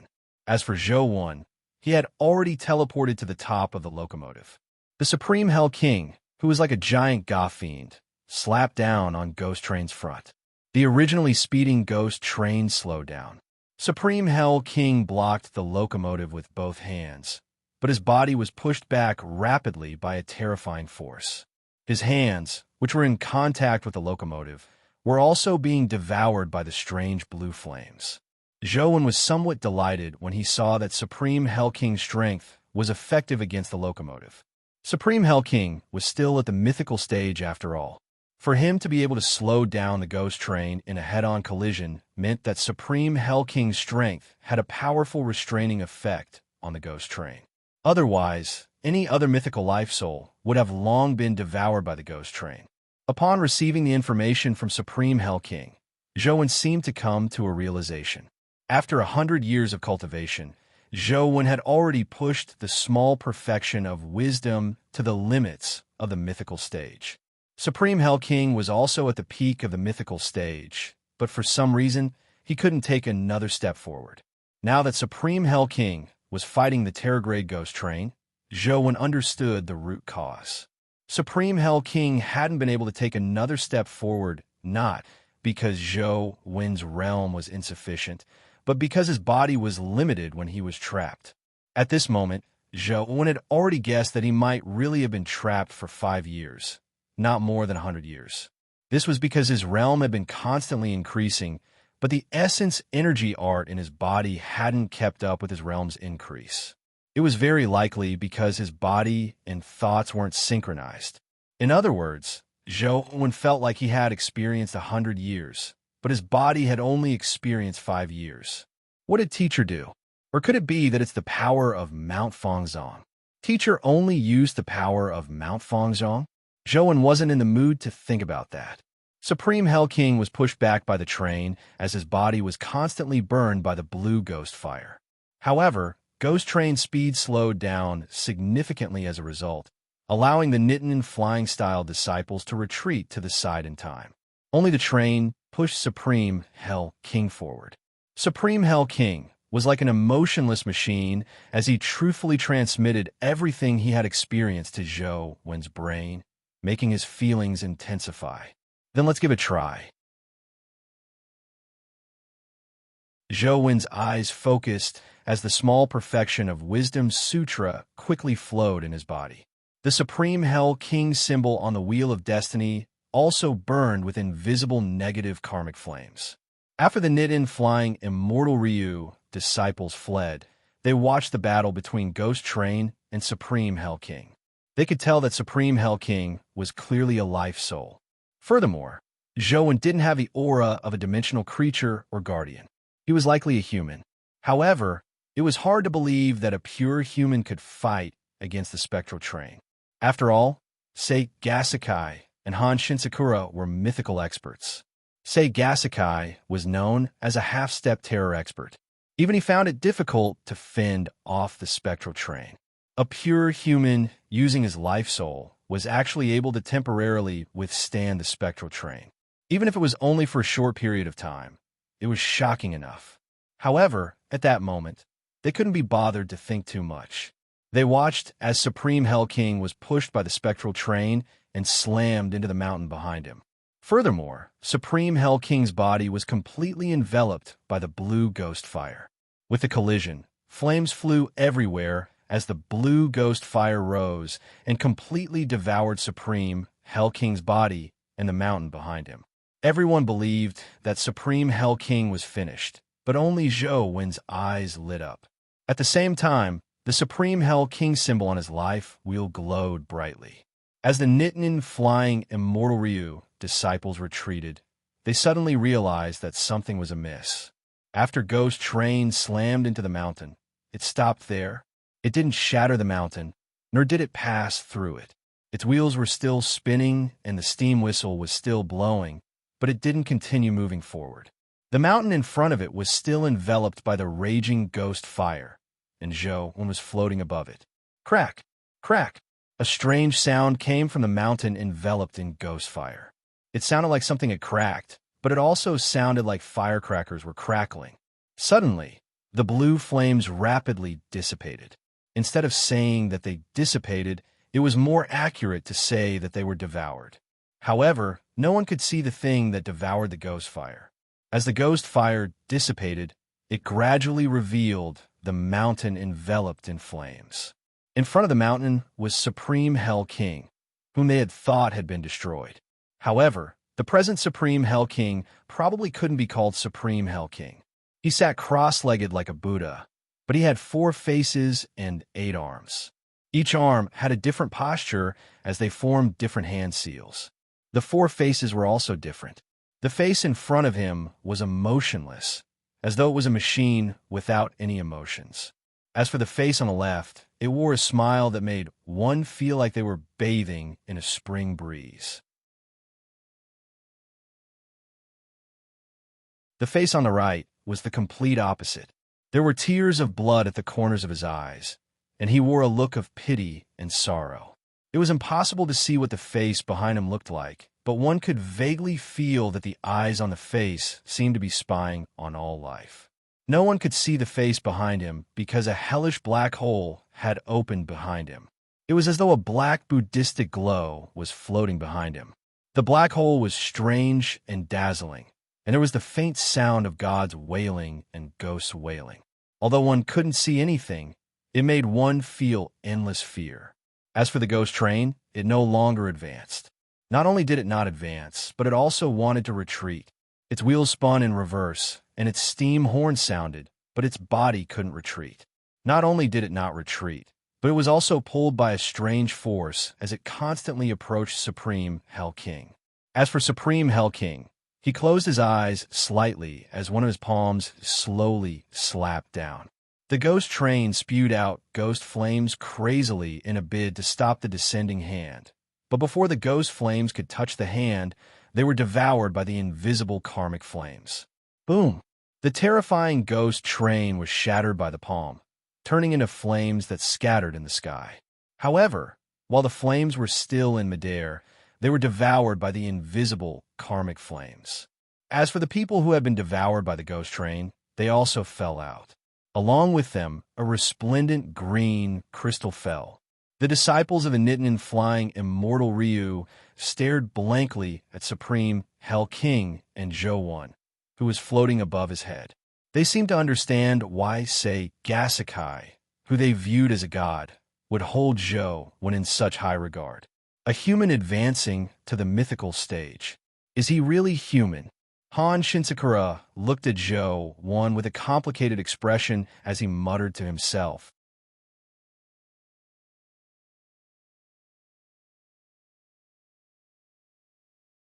Chapter 11:23. Unfortunately, it's not a companion egg. In a room, Zhou Wen played with the crystal that dropped from the ghost train. He used his phone to take a picture and realized that it was a dimensional crystal with 96 strength. Zhou Wen's strength hadn't reached its maximum state, so he could absorb it directly. A warm current fused into Zhou Wen's body before his strength attribute rapidly increased. It only stopped after 81. It actually reached the limits of the mythical stage at 81 points. Zhou Wen was slightly taken aback. In his previous advancements, he had used special methods to achieve an additional point. But this time, it actually reached 81 points and it wasn't restricted at all. Does this mean that my body can already match a natural mythical creature? Zhou guessed. Zhou didn't think too much about this problem. Now, he wanted to know what was going on with Supreme Hell King. He used his phone to carefully look at his stats.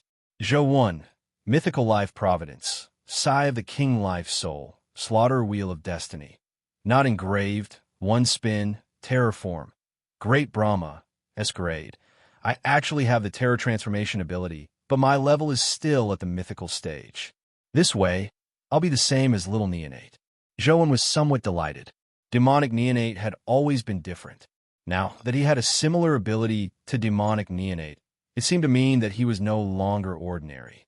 Furthermore, he seemed to be able to continue breaking through in other Essence Energy arts and continue obtaining the Terra Transformation ability. This seemed feasible. Condensing Great Brahma with the small perfection of Wisdom Sutra is really interesting. Zhou thought for a moment before reading the introduction on his phone. Previously, when he advanced to the mythical stage, the phone game had 3 new functions: Bloodline, Samsara, and Fertility. He had been trapped for so long and hadn't had the chance to use his phone, so he didn't know what the 3 functions were about. Now he could study them. After carefully looking at the 3 functions, Zhou's expression turned odd. The Bloodline function was a function that enhanced a companion beast's abilities. One could use a companion beast as a raw material to strengthen another companion beast. The companion beast that was used as a raw material would disappear, and the other companion beast might obtain 2 life providences or even 3 life providences. There might even be more. At a glance, this function was awesome. Wouldn't a companion beast with multiple life providences be invincible with a few more life providences? However, Zhou knew that things weren't that simple. His previous pet fusion function had already taught him a lesson. It wasn't easy to reset his skills, so the chances of creating 2 life providences were definitely low. The chances of having multiple life providences were definitely frighteningly low. Zhou casually tried using a few low-level companion beasts, and the chances were indeed very low. After using the Bloodline function 10 times in a row, he failed 10 times. He didn't even have a guarantee of 10 consecutive failures. However, this function was still pretty good for Zhou. After all, he had enough companion beasts. No matter how low the success rate was, he would eventually succeed with hundreds or thousands of companion beasts. Of course, the premise was that the main pet's companion beast had the value of being enhanced. For example, if there was a suitable life providence for Demonic Neonate and Banana Fairy, Zhou didn't mind helping them. The Samsara function wasn't as simple as the Bloodline function. Zhou temporarily didn't understand what it meant. The game only introduced that by killing dimensional creatures, there was a chance of obtaining a Samsara Stone. Using the Samsara Stone could allow companion beasts to reincarnate. As for what the Samsara Stone looked like and what effects it had after reincarnation, there was no detailed introduction. The final fertility function was the strangest function. It was a companion beast fertility function. Companion beasts didn't need to mate to reproduce. Regardless of whether the companion beast was male or female, as long as they met the fertility requirements, they could reproduce.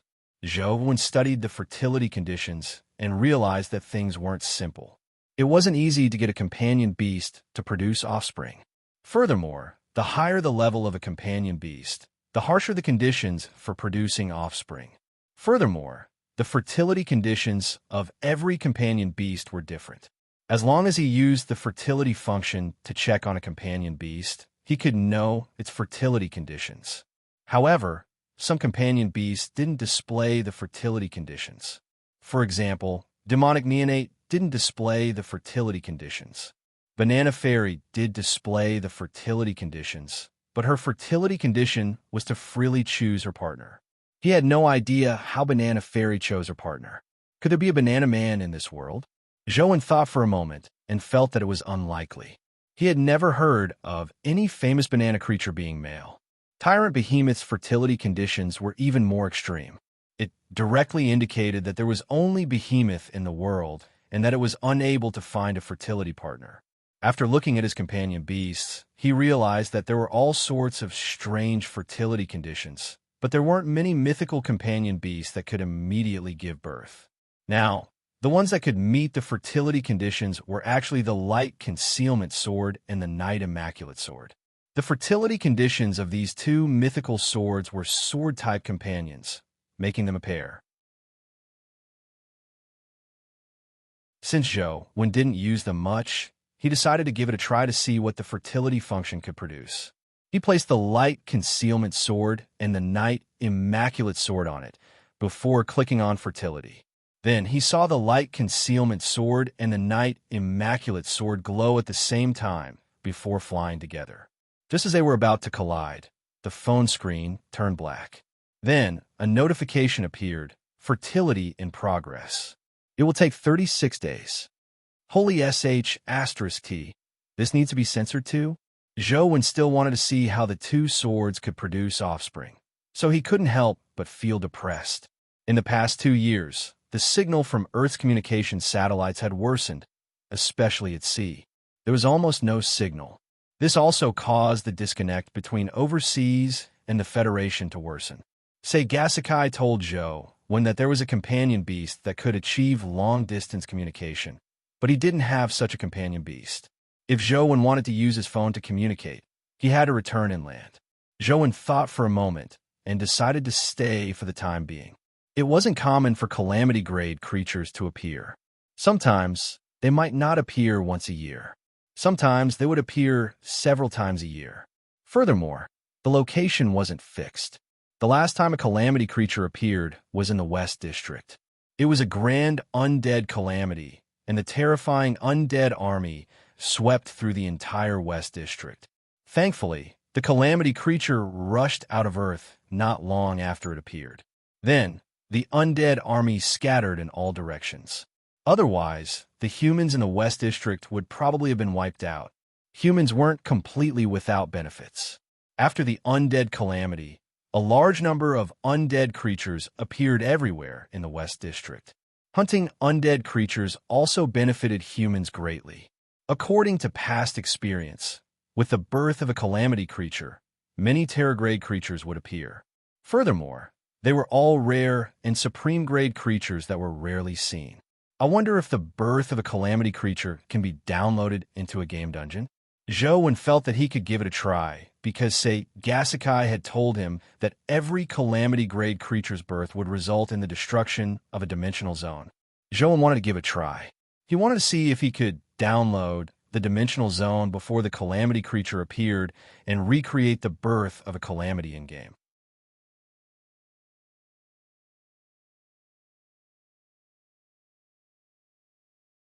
Chapter 1124. According to Gasikai, the Ghost Parade covered many areas in the East Sea. Many places had a large number of inattribute dimensional creatures. This was only the prelude to the Ghost Parade.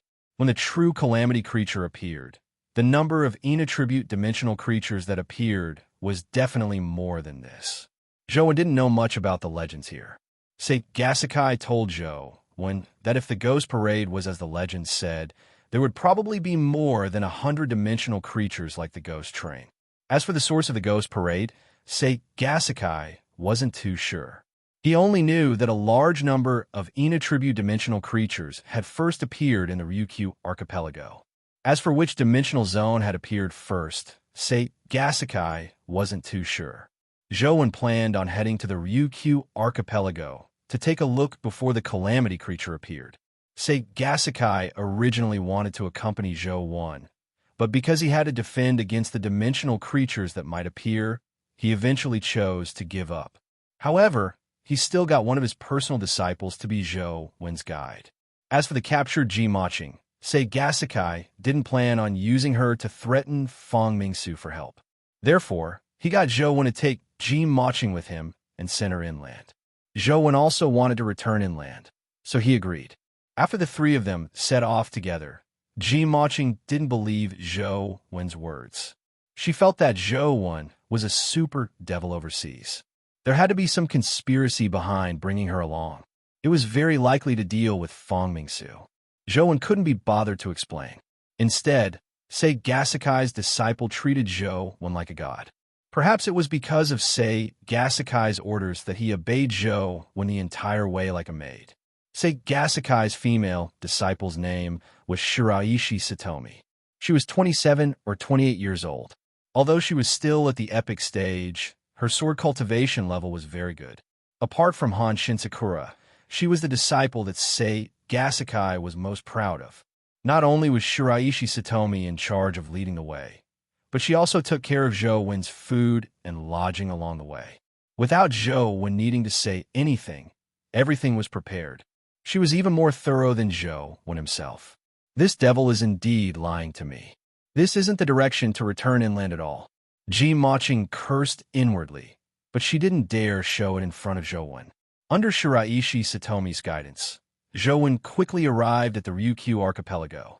Indeed, there were many Ina-tribute dimensional creatures on the islands. What famous dimensional zones does Ryukyu have?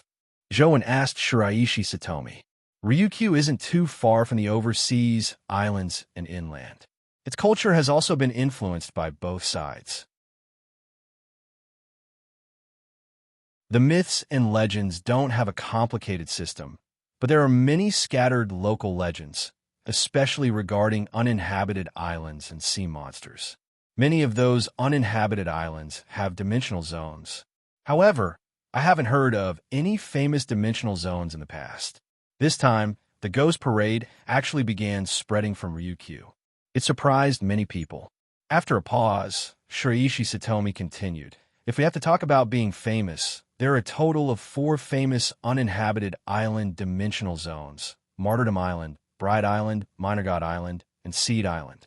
Shiraishi Satomi explained the details of the 4 islands to Zhou Wen. Finally, she told him, Minor God Island is rather far from the Ina-tribute dimensional creature outbreak. I don't think it's there. The most likely ones are Martyrdom Island, Bride Island, and Seed Island. We're currently the closest to Bride Island. Sir, do you want to take a look? Let's head to Bride Island first. Zhou Wen nodded slightly. It was still daytime, so there weren't many Ina-tribute creatures that appeared. Furthermore, they were relatively low level.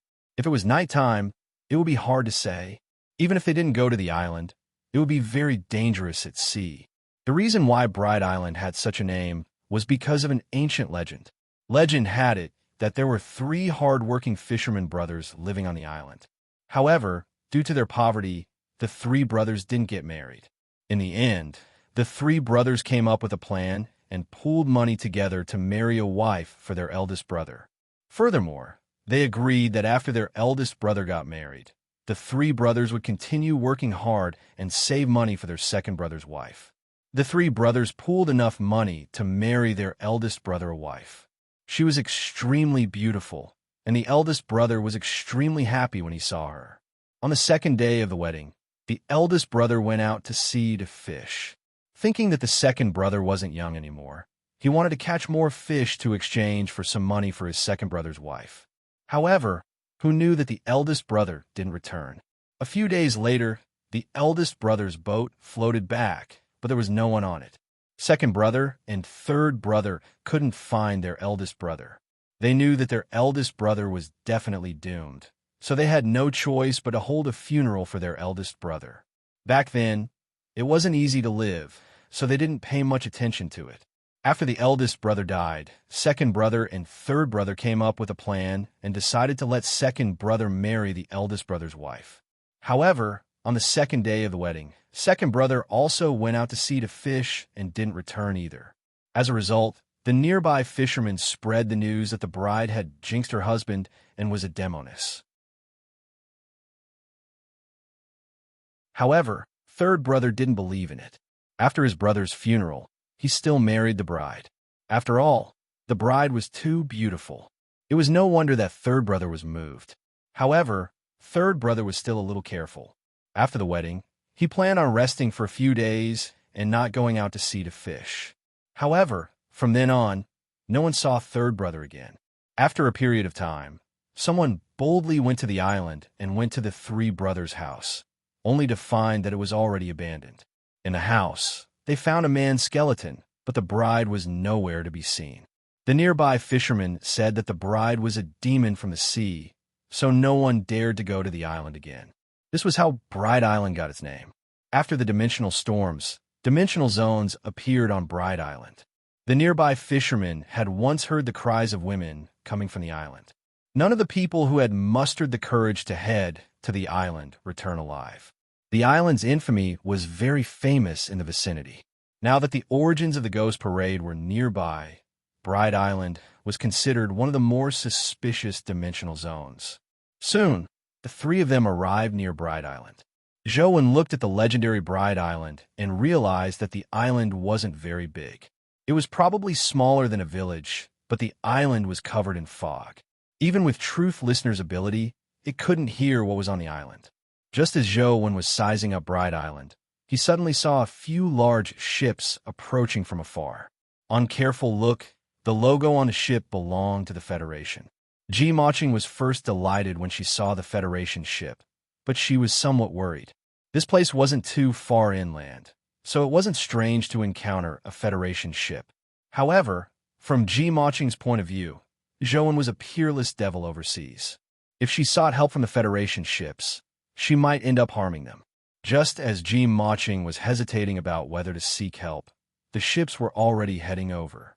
There was a person standing on the deck of the ship at the front. Maching was overjoyed when she saw the person's appearance. You're tuning into the Warrior Lore YouTube channel. Don't forget to subscribe and join us on this journey to catch the most captivating stories.